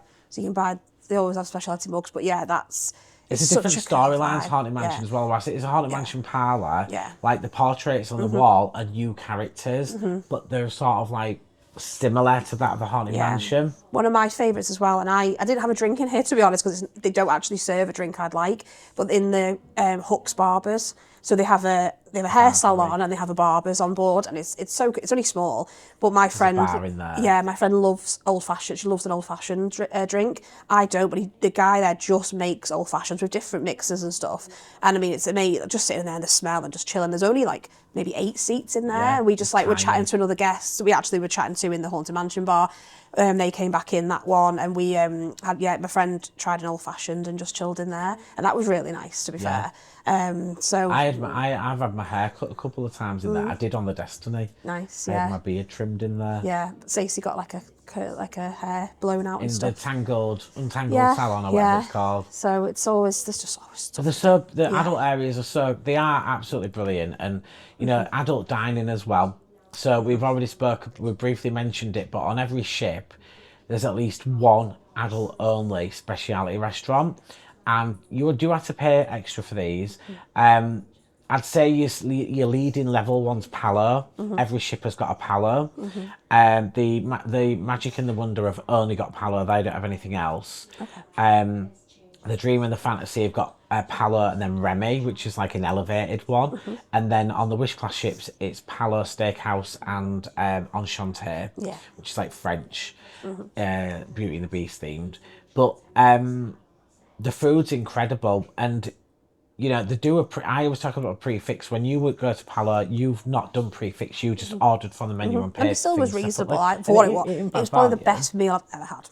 Yeah, I'm not even exaggerating. You loved it, didn't you? But I've only ever done prefix, and I think it's $45 surcharge per person, which is not bad for an elevated fine dining meal. Yeah. And I've only ever done prefix, but now on Platinum, I don't pay for it anymore. Wow. So if I want to do a prefix, I can just go there for free. Yeah. But you have to reserve than Yeah. restaurants. Yeah. They do get booked up, especially we've both never done brunch, have we? They No, do I an can amazing never get brunch, brunch. and it's impossible to get because again, you'll get those people who can really book ahead and they make it like a thing to do. Well, I can't remember who it was, but I'm sure someone who'd been on a cruise with me before, not long ago, was telling me I have done brunch before on a transatlantic cruise. I don't remember doing it. But brunch is really Yeah. difficult to get. Everyone seems to love it. But I found the only thing difficult with booking Palo, because I have eaten in Remy. Like, you did Remy, didn't you? No, I've not done Or was it Remy. on Chantier? No, No. you did Palo. So you did Palo Just and do Paid. Palo. Yes, yeah. And I've not. I I think it might have wouldn't been benefit from Kieran. Enchante. I wouldn't. It wouldn't be my. It's not my type of food, to be honest. Like not many mine. small dishes. I mean, it's beautiful food. It And looks if you're a beautiful. foodie and you love, They're trying like different Michelin's Michelin. chefs. Yeah. I have eaten in Remy once, and I'm not saying it's not nice because it's beautiful. The restaurant's beautiful. I'm not really Wasted that on type of person. Yeah. It was a once and done for me. I was like, I can't do this again because, the way the food's cooked and stuff, it's just not for me. I can't eat raw meat, and it was too much food for me. But I think for special occasions and things, I mean, they've got beautiful private rooms as well for larger groups as well. Okay. Especially on the Wish Class ships. I went and had a look around them. I've got some videos, I ain't put them on yet of them, but. So you've got them as well, and they're great for adults for date night if your kids are in the kids clubs. Yeah, definitely. But then also on each ship as well, you've got an adult-only coffee lounge, Cove Cafe. Cove Cafe. Oh, love Cove Cafe. It's like elevated Get your little Starbucks. reward stamp card. You get and I think, is it 6 or 8 you need to get six, free I think. coffee? I think it's only 6. And they're not expensive. No. Like You are going to pay $4. extra for them, but it's like $4 or $5. It's like Starbucks kind They of do thing. a great coconut latte. That's my favourite, salty caramel coconut latte. I think Well, I don't have the caramel, I think that's just the what it is. I don't know, but they'll make anything Yeah. pretty much. But yeah, Cove's a You can must even do. get like alcoholic coffees and stuff in there. But you can in there as well. The pastries are complimentary. Yep. Yeah, so you can go in there and grab a little pastries Coffee and and a snacks, pastry and sit then down. get your iced coffee or whatever and chill. And then on the Wish class, they do have extra coffee. They've obviously noticed the coffee shops are popular, aren't they? Yeah. And they can have them. So obviously, I know Treasure's got Hey and little cricket cafe, Mulan Cricket Cafe. Jade Cricket Cafe. Jade Cricket, I think it's called. On the Destiny, it was Mega Rare. That looks like I went and sat there every day. I tried 2 drinks there. One was called the Aphrodite something, and the other one was Hades something. And they were coffee-based and chocolate-based cocktails. Nice. A bit like espresso martinis. Yeah.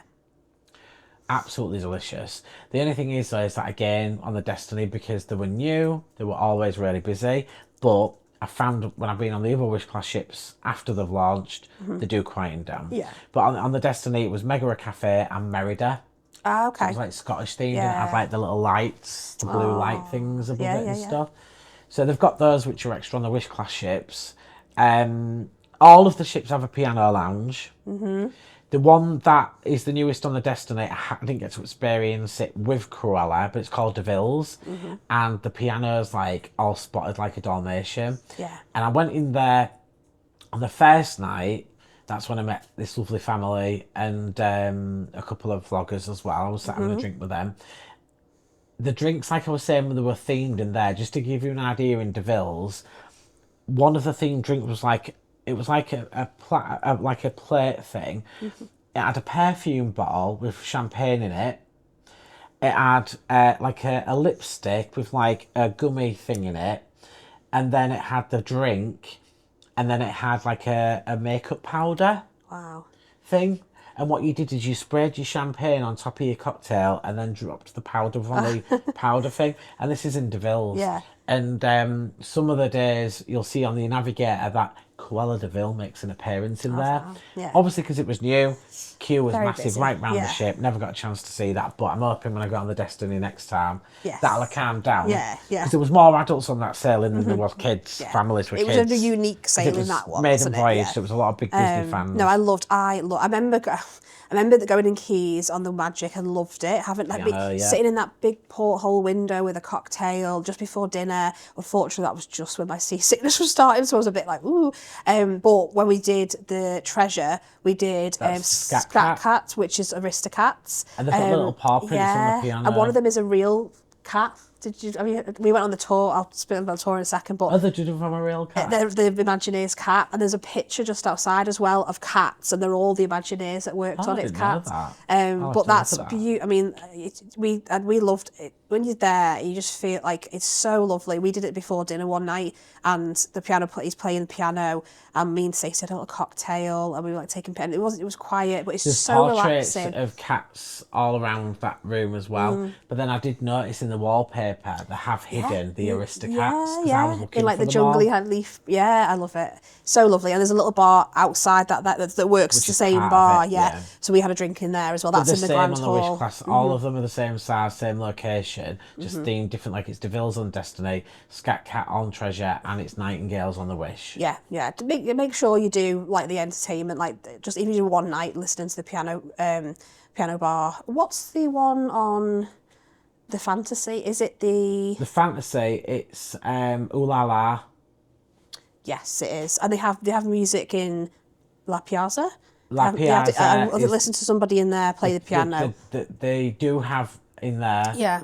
And we listened to a guy who was he was in one of the shows. He was in one of the theatre shows, a Broadway-style. He did a night of singing as well in the Tube. So we went and sat and watched him as well. Which is the nightclub on the Fantasy. Love it in there. Love it in there. I love it there. It's like a London theme underground. It's so cool. Lots of little Easter eggs in there. If you do the tour, so it's just incredible, the Imagineering detail and stuff. With as well, just while we're on the topic of adult-only areas, the whilst the Wish class ships don't have nightclubs like the Magic class and the Dream class, they do have like a 2-level entertainment area, which I think is too small, if I'm honest. No, I didn't go into that. It gets absolutely packed. But the entertainment, because they do adult-only entertainment like Match Your Mate, which is absolutely hilarious. Is it good? I've never done it, but yeah. They do it on every single ship.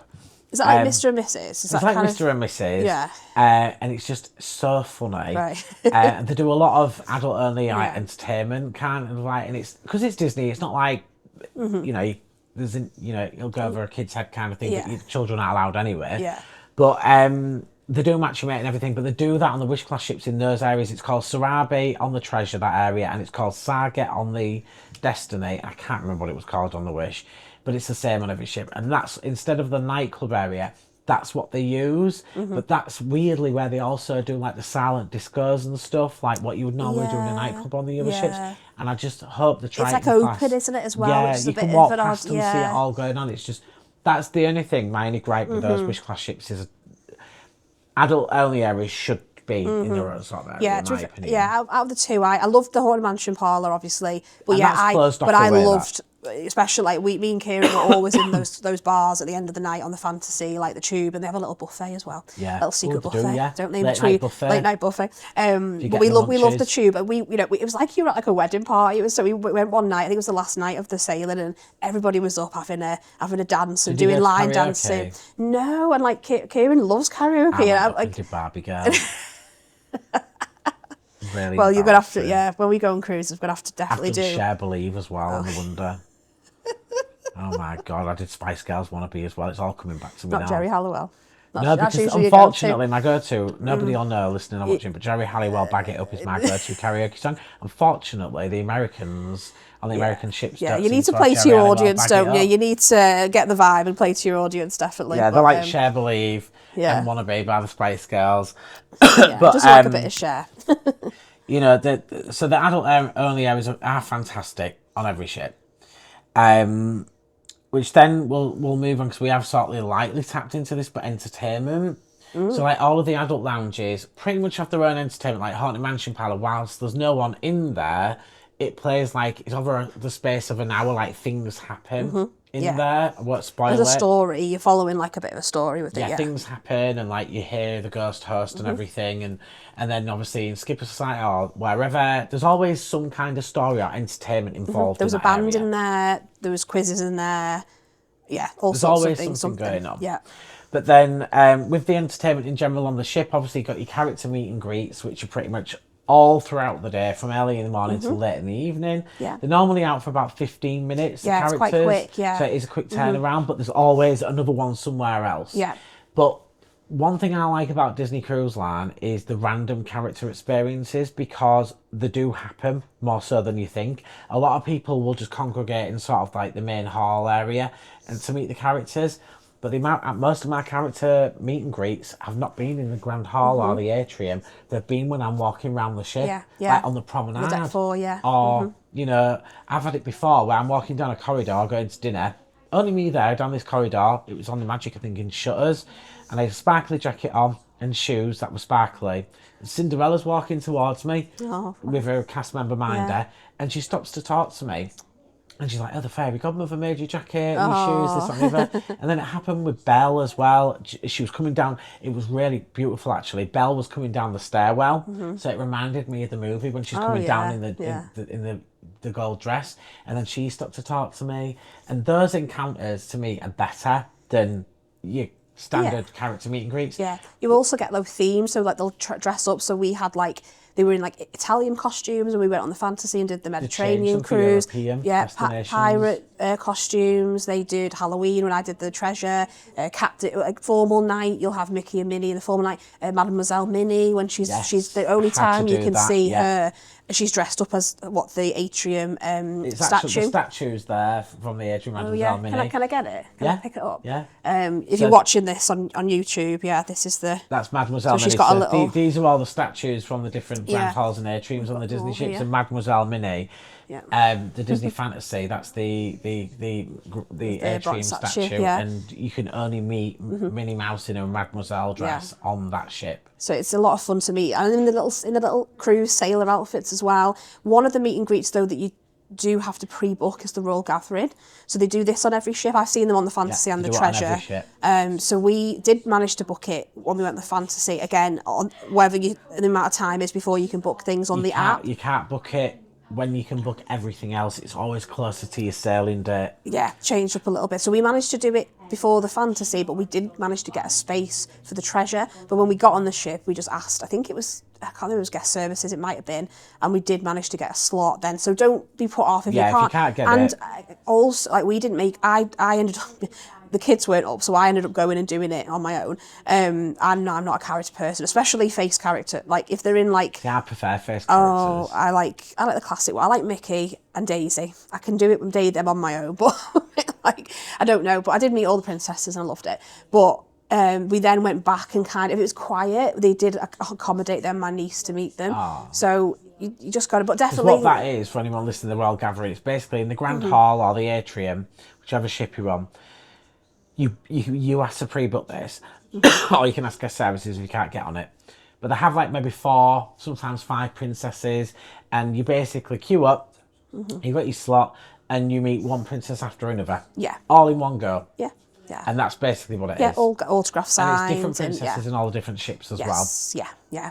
So that's quite cute. But they do have the princesses just randomly around. Like, you know, I saw Jasmine randomly on the Fantasy. Yeah, and Treasure, I met Lad and Jasmine one night. Yeah. They did, and they also do a little bit of a character thing if you manage to catch like the kind of see you real soon party or the goodbye. I'm not sure exactly what it's called on the Treasure, but they will have a bit of a last minute kind of like character meet and greet. We met Daisy because Stacey was like, I really want to meet Daisy in a sailor outfit, and we only met her in a Halloween one.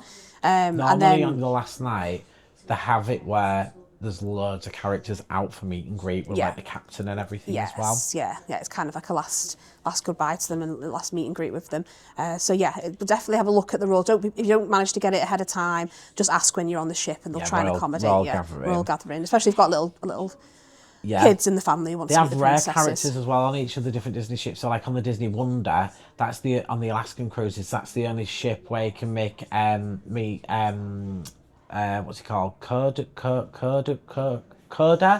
from Brother Bear. Oh, right. And he's always on the promenade deck in Alaska. Alaska characters are so cute. Because they have different outfits in the little Alaskan outfits. On the Disney Destiny, they have more villains on the Disney Destiny, but Mickey and Minnie were dressed as superheroes. Yeah, cute. We had Hocus Pocus. We had the witches. We had because Halloween on the we were high on the Halloween seas. on the high seas, so we had, and they don't meet that often. And it wasn't a bad queue. It's the Halloween night, and we had Clarabelle, Daisy, and Minnie as the Sanderson sisters. Yeah. So that was a really good. That was a really good meet and greet. And again, they have you can buy a photo pass thing there. I mean, we won't go into all that, but there's chances of buying photos. There's a place called Shutters on board. It's the same one, all of them, I guess. Yeah, that's the photography studio. So if you're doing like Memory Maker, yeah, you can buy a package.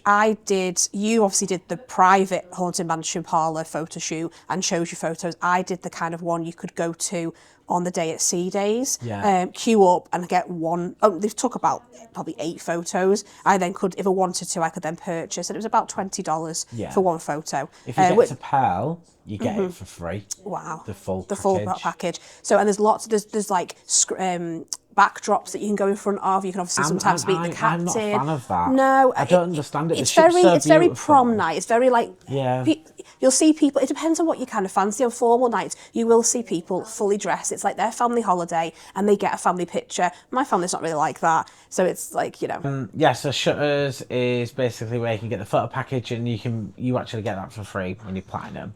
But then entertainment on the ship as well. Like you've got the Broadway-style shows. Yes. So every ship has a unique show, and then they have some of them share them, or Frozen's quite popular on a lot of the ships. Beauty and the Beast, it's on a couple of them. These are amazing. They are Broadway ones you would pay and go to, like the West End Broadway, to see. And I think some people don't realise they're on the ships, and you get them included, and they're free. And they do 2 showings. So like we were talking about rotational dining. If you're on early sitting, you'll go see the late show. But saying that though, when I was on the Treasure and the Destiny in November, whenever there was the Disney Broadway style shows, they did 1 o'clock showings in the afternoon as well. Yeah, I've never seen that on a Disney ship. We noticed before. that with Moana. Yeah. Do you think that's because they're so popular?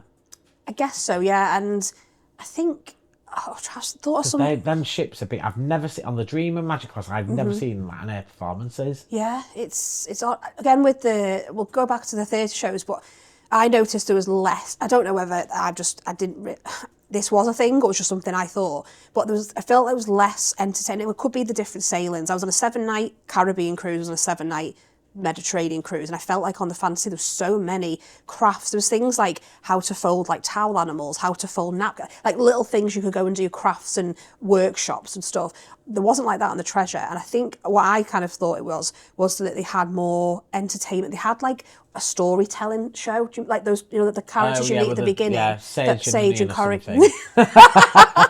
You know what I mean? Cheese and onion. Sage and coriander. So they start a show of like, they do this whole thing, and people will go and watch them in the Grand Hall.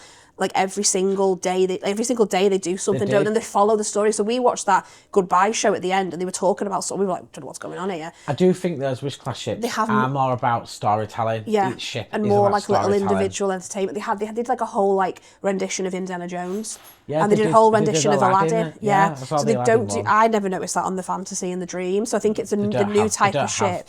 Yeah, so I don't know whether that's because they have less. That's why they had less. I don't know. But yeah, back to like the Broadway style shows. So yeah, I noticed that as well. Moana in the day. So that could be again because kids might not even stay awake till later on, and it just because I guess those theatres accommodate the amount of people. They have to accommodate everybody in them, I guess, for the rotational around the rotational. But not only that, like some families who don't go to dinner might want to go to different show time. Yeah. So you know, I think maybe that's why. Yeah, we were tempted by a matinee, I think, because we were like, oh, actually, we could do it. Yeah. See a couple matinees. Yeah. So we missed. I know on the Fantasy there was like a Disney, almost like a variety show. So it had like, have you ever been to Paris, like a Mickey the Magician kind of style show? It was what was this on? Oh, was it on the? Oh no, maybe not. Was maybe it I'm Disney thinking. Dream? Disney Believe, Golden Mickey's. Do you know what I'm thinking of the Magic. It was more so on the Magic, but then on the Fantasy, is that the one where the dad is like a gardener and he's? But that has got a variety. It's almost he's like. That was on the Disney Fantasy. Yeah. can't remember the name of it, but he's like, I it's like can't Believe. remember Is it Believe? Is it Disney Believe? He's kind of but like, it's based in a garden at the beginning. he's like, you know, lost his belief in the magic, and his daughter wants to see it. It's her birthday or his something like. It was really good, but you're getting all the characters on that. You're getting a bit of Lion King, you get a bit of Aladdin, etc. And then it was Aladdin on the Fantasy, which was brilliant. Like, oh god, that's brilliant. The genie was so good, very different to the West End Broadway show, but you know, amazing, still like that top level. And then on the Treasure, it was Moana, which I loved. Adventure. I didn't see that, so we missed that. I think it's the same on all the Wish class ships. Right, okay, we didn't see that one. And then it was Beauty and the Beast, which I thought was the best version of Beauty and the Beast I've ever seen out of all like the Broadway shows and stuff. It's funny you say like that being your best, because when I went on the Disney Destiny, Hercules was the main new unique to the Disney Destiny. Yeah. As much as I loved the show in London, was it better on the Destiny? Was better on the Destiny. Right. Okay. It was better, and they had new songs in it as well. Yeah. And you know, like the musical in London, like the muses were a bit like throwback to the 90s. Yeah. The way they did the music, the way they do the music on the Destiny, it sounds a bit more 90s. Okay. Like the musical instruments they're using and stuff. Yeah. I mean, I love Hercules. I just loved it. Yeah, so the Destiny Hercules was just absolutely phenomenal. And it's worth mentioning that normally on the Disney cruises as well, they always have like Broadway stars on there, maybe one or two. And they'll do like different shows around the ships. I know you mentioned earlier about one in the piano in La Piazza on the Fantasy. Yeah. And then they do night at Broadway sometimes in the theatre as well. Yeah. But other than the shows, which are amazing, I don't want to give too much away from, because you're not allowed to film them or anything. No. You're literally there to be in the moment. Yeah, and the beautiful theatres and the Really technology pretty. in the theatres as well is incredible. And they're huge. And did you know that the theatres as well are always at the front of the ship? Mm-hmm. Yeah, because they say that they lead with entertainment. They lead with entertainment. They're the forward of the ship. Yeah. And it's usually like the red carpets at that one, is it? And then it's This is all on the tour. It's all on the tours, telling you why things are the way they are on the ship. Yeah, and the tour again. I know we keep mentioning this tour. I mean, I every time I go on a ship now, I will always book myself on this tour. It's like it's basically like an Imagineering tour and just like little Easter eggs. It's not the whole ship. You'll just go to some main areas. Anything. It's free. On the Fantasy, it was just kind of show up. It was just on the schedule as like show up. Give you a little earpiece. And then on the Treasure, you had to book it, and it did sell out. It's only on the Days of Sea, I think. It did book out, but you meet in a group and you just go around. They tell you kind of the little like the Imagineers and why they've chose this, and some little like hidden secrets, and it's so good. Like if you can do it, I think it is 18 over though. I think it is just adults only. From what I remember, though, because when they're talking and things, kids might get a little bit bored. Yeah, but it's free to do. So if even go on like maybe the first day, because I know I did it on the last day at sea, and I was like, oh, if I'd known that, I would have like picked that up. And it's kind of, I know on my Treasure vlogs, I'm like talking about the lanterns in the Grand Hall, and I didn't realise what they were all for, and then we did the tour, and then they pointed it out. I actually did a story on my Instagram when I was looking at that, and I was talking about them all, and I was pointing out the different icon and what ship it represented, and I was like, well, they need to add some more because there's more ships, so where are they going to place the other lanterns? Even in the staterooms, like on the Fantasy, some of them have got pictures of like all four Magic class and Dream class ships, so I took a picture of that and then drew on loads of other ships. It's going to be like a massive long picture. I know, but that's sorry, we'll just definitely do the tour. Have a look at that on the app. And then you've also got the theatres, the cinemas. Yeah. So they've got one on the smaller ships and two on the bigger ships, but basically you can see like brand new movies. I was actually on a Disney ship when Wreck-It Ralph premiered. And saw the premiere of Wreck-It Ralph on the ship. Lilo and Stitch live action had just come out when we were on the Fantasy, and we went to watch that. I got a Rice Krispie treat from what is it on the Fantasy? Where you get the sweet where you shop. Get the gelato and that. Yeah. On the Disney Fantasy, it is. It's not the Zootopia one. No, it's not. It is King Candy. No, it's Sweet on You. It's got the Mickey and Minnie. Mickey and Minnie, yeah, Sweet on You. And I got a Rice Krispie treat. Where it's King Candy then. Yeah. And I went up to the cinema, and Yeah, had a little. It was Yeah. lovely. Big. It's a It's a massive film's cinema. premiering. You can see it in the cinemas. Yeah. And they're lovely cinemas. They're really big as well. Yeah, nice. If you've been sunbathing all day, you just want a bit of a chit, like get in there, wrap up I think and we watch. was on a ship when Freaky and Friday premiered last year as well. Yeah. Well, there's two on the Treasure. There was Wonderland and Neverland. Neverland, yeah. I did have a little mooch around there because they were really cool, the theme, and in the corridors before you got actually into the theatre. And yeah, they were really cool. But we didn't have time. Yeah. But if you want popcorn, you got to pay for it. Yeah. And they do some like popcorn buckets. I've got a popcorn bucket up there that I bought straight away on the window because I've seen online that it's selling out straight away. Yeah, they do sipper cups, popcorn buckets, themed ones. We had Halloween ones when we went to the Treasure because it's Halloween time. And so you can get the usual stuff, and you can bring in your own snacks and stuff. So, it's worth. I say we didn't have time on the Treasure; we just didn't have time to do it. But it's a great kind of little break away from the day if you've been out in an excursion all morning and you want aircon. Yeah. But you can watch the movies in your room as well. Can we talk about funnel vision? Yes. So I was just going to start talking about like the pool deck. Yeah. The deck parties, funnel vision, the slides. So funnel vision is basically on the funnels. There's always two. The Disney Adventure is going to have 4 funnels. It's going to have 4 funnels. Like not all along like that, but like 1, 2 next to each other, then 1, 2 next to each other. But funnel vision is basically a huge TV screen attached to the front Disney Cruise Line funnel, which is not real, by the way. They only need 1 smokestack. So on every ship, the front funnel is fake. Oh, right. Because they have they have stuff inside there, don't they? Like Kids Club in one. I think on the Wish class ships, it's a room. Yeah. 2-floored room. Because I went in one. One was Epcot themed. I can't remember what the other like one the suites, like the fancy suites. Yeah. So you got funnel vision, and they play movies all day. So you can lay around the pool while the kids are playing in the water and watch Disney movies, which is fantastic. One of my favourite memories with this on the Fantasy. It was late at night, and we were sailing, on the seas, and we got some food.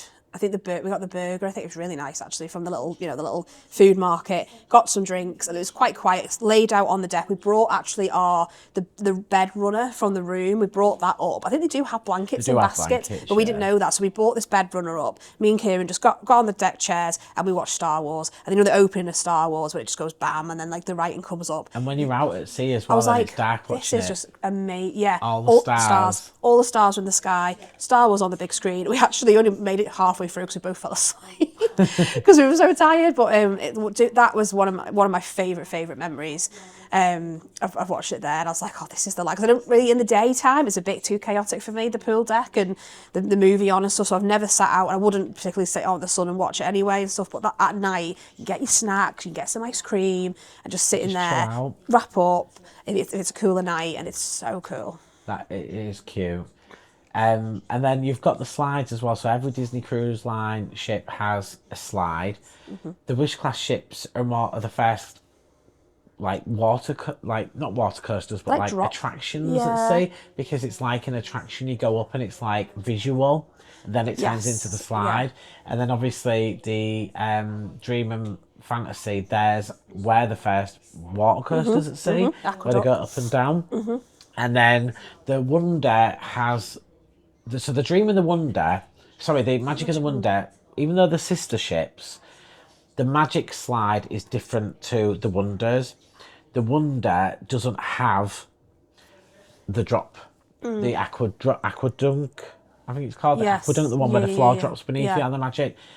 Wonder doesn't have it. Oh, what's it have? It just has a smaller yellow slide. That's it. So it doesn't have that tube going round? No. Oh, okay. No. The Wonder and the Magic, even though they're sister ships, there were some differences, some like noticeable differences. Yeah.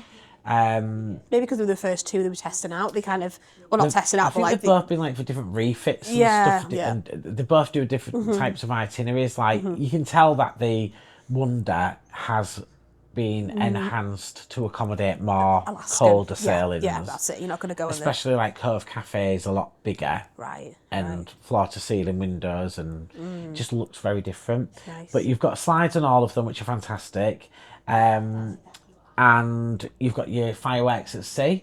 Oh yeah, which they don't do in European waters, I've got to say, but they do in Alaska they don't do it either. They do freezing the night away. I don't know why they don't do that on the Norway cruises, because I've done Norway, freezing the night away on the top deck. But the fireworks at sea, everybody thinks, oh, if it rains or something, they won't do it. It's not the rain that stops, or, you know, bad wind or anything. They need the wind to do it, because they have to position the ship in a way so that the fireworks go away from the ship. Yeah. But the fireworks are biodegradable as well, so they turn into fish food. Yeah, and then the only ones that have that license to do it, aren't they, Disney?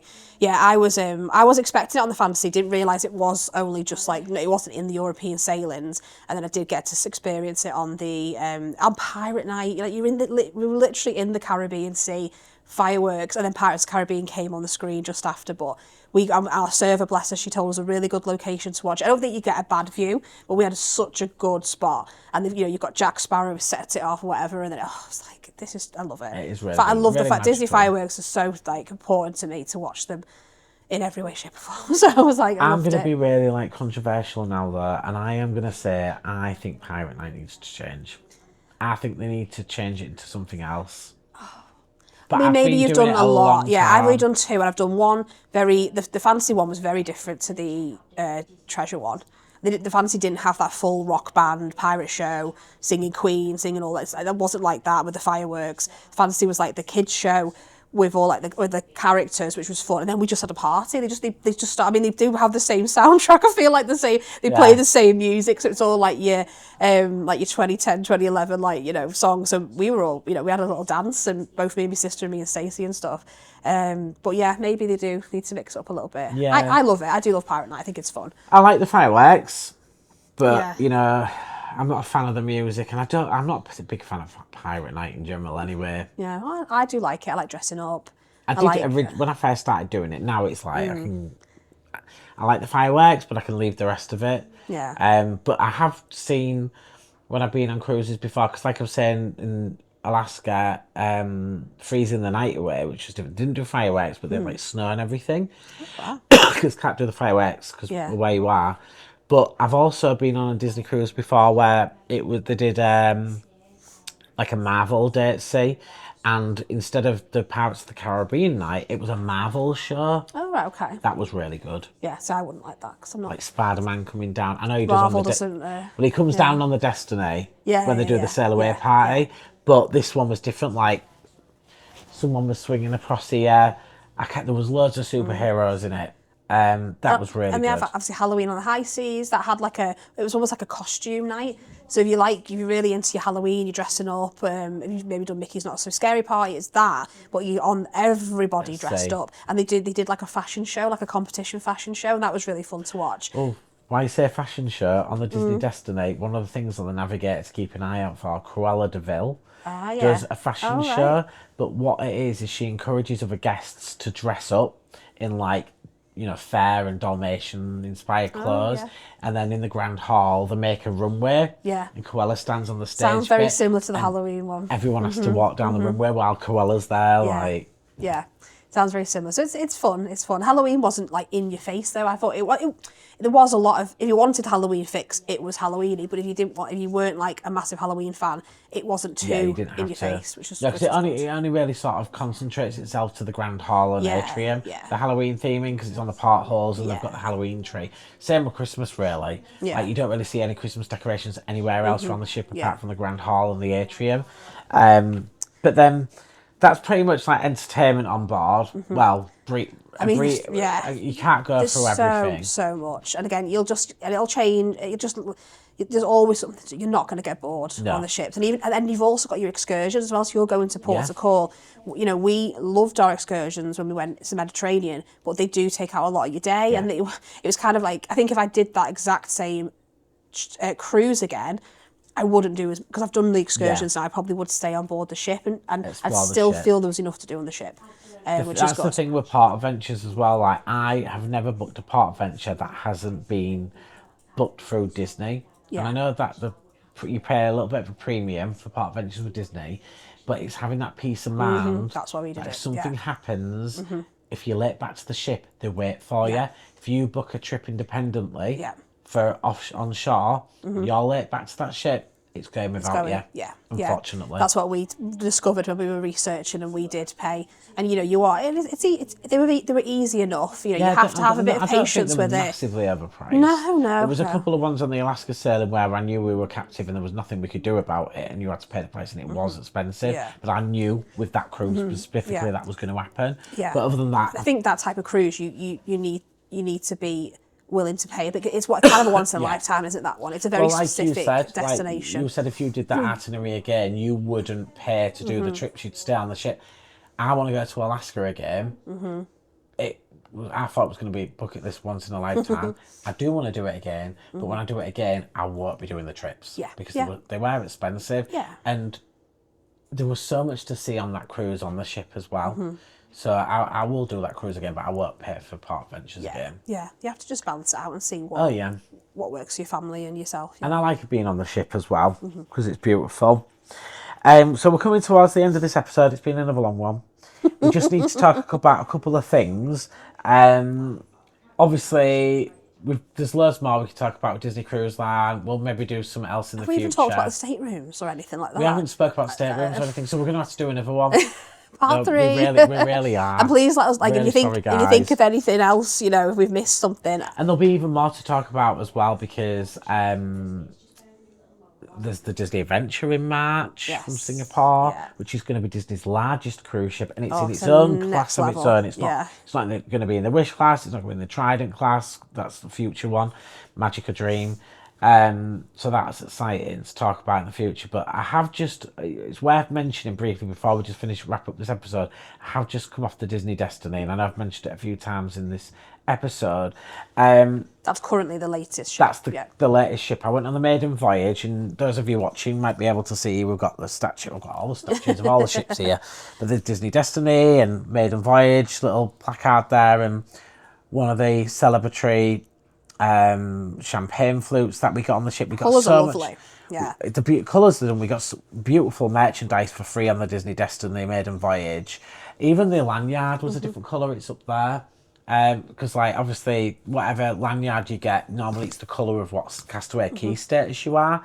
So I think a lot of people were actually disappointed that everyone had the same colour lanyards. 'Cause I think some Disney cruise lines passengers like to show what.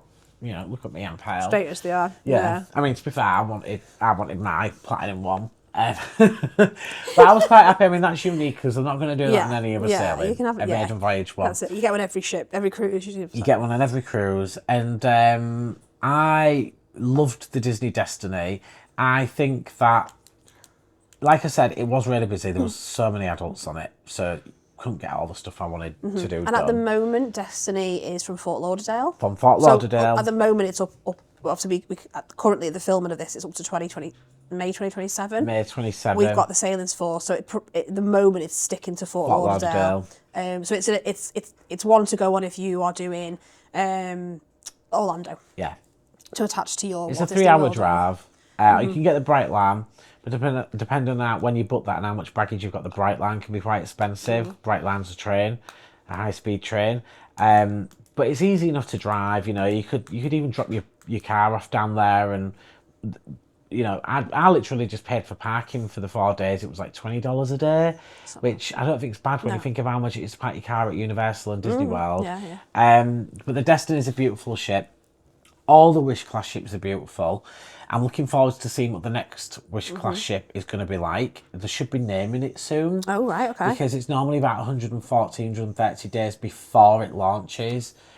So it comes out of the shipyard that it's named. Or something like that, because they put the keel onto the coin. Are you guessing? Gosh, I've not even thought about it. No. I would really love, and I know I'm frightened to death that they're going to retire the Magic and the Wonder. Yeah. I'm frightened to death because the Trident class ships, which is separate to Wish, which is a future class, because by 2031 there's going to be 13 ships.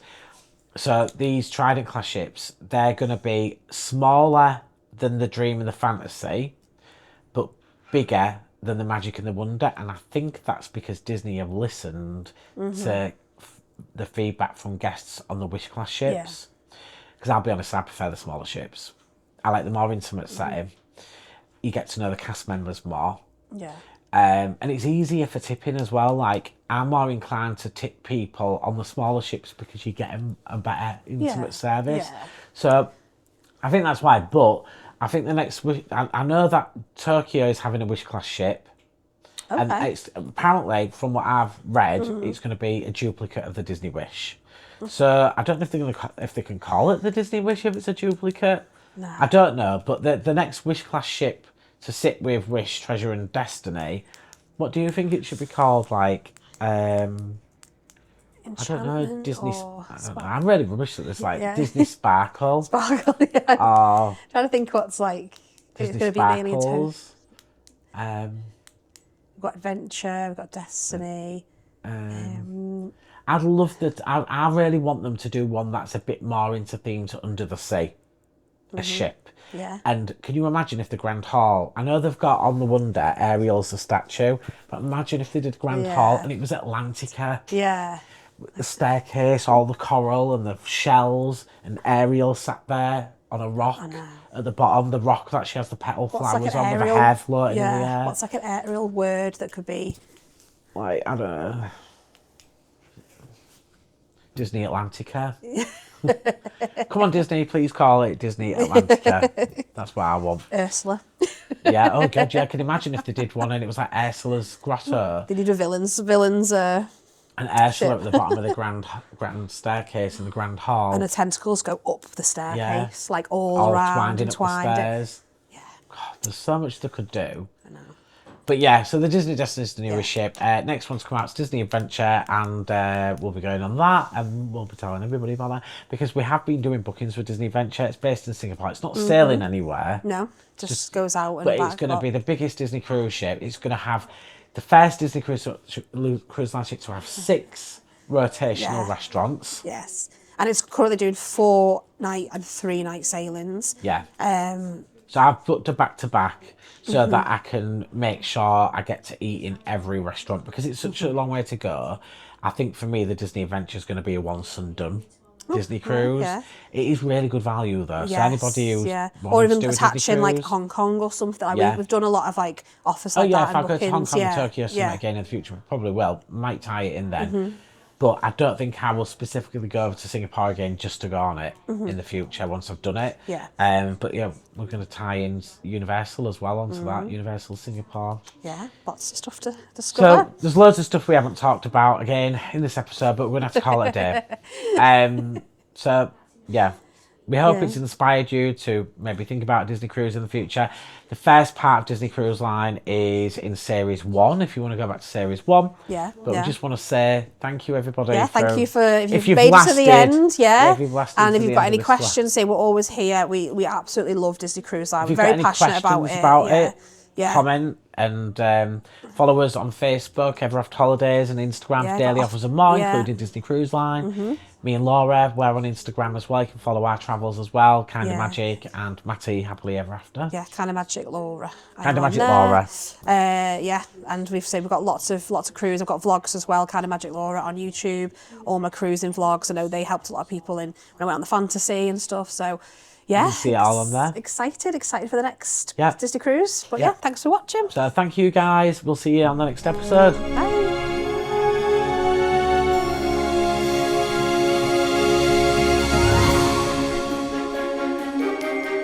Cast. If you've enjoyed today's episode, be sure to subscribe and share the magic. For more Disney and Universal travel inspiration, visit everafterholidays.com or follow us on social media. You can follow myself, Matty, on Instagram at Matty Happily Ever After. And you can follow me, Laura, at Kind of Magic Laura. If you want to find daily holiday offers and more, you can also visit facebook.com/everafterholidays or follow our Instagram at eafterholidays. If you'd like to be a guest on a future episode or you have any questions you'd like us to answer, please email info@everafterholidays.com. See you real soon.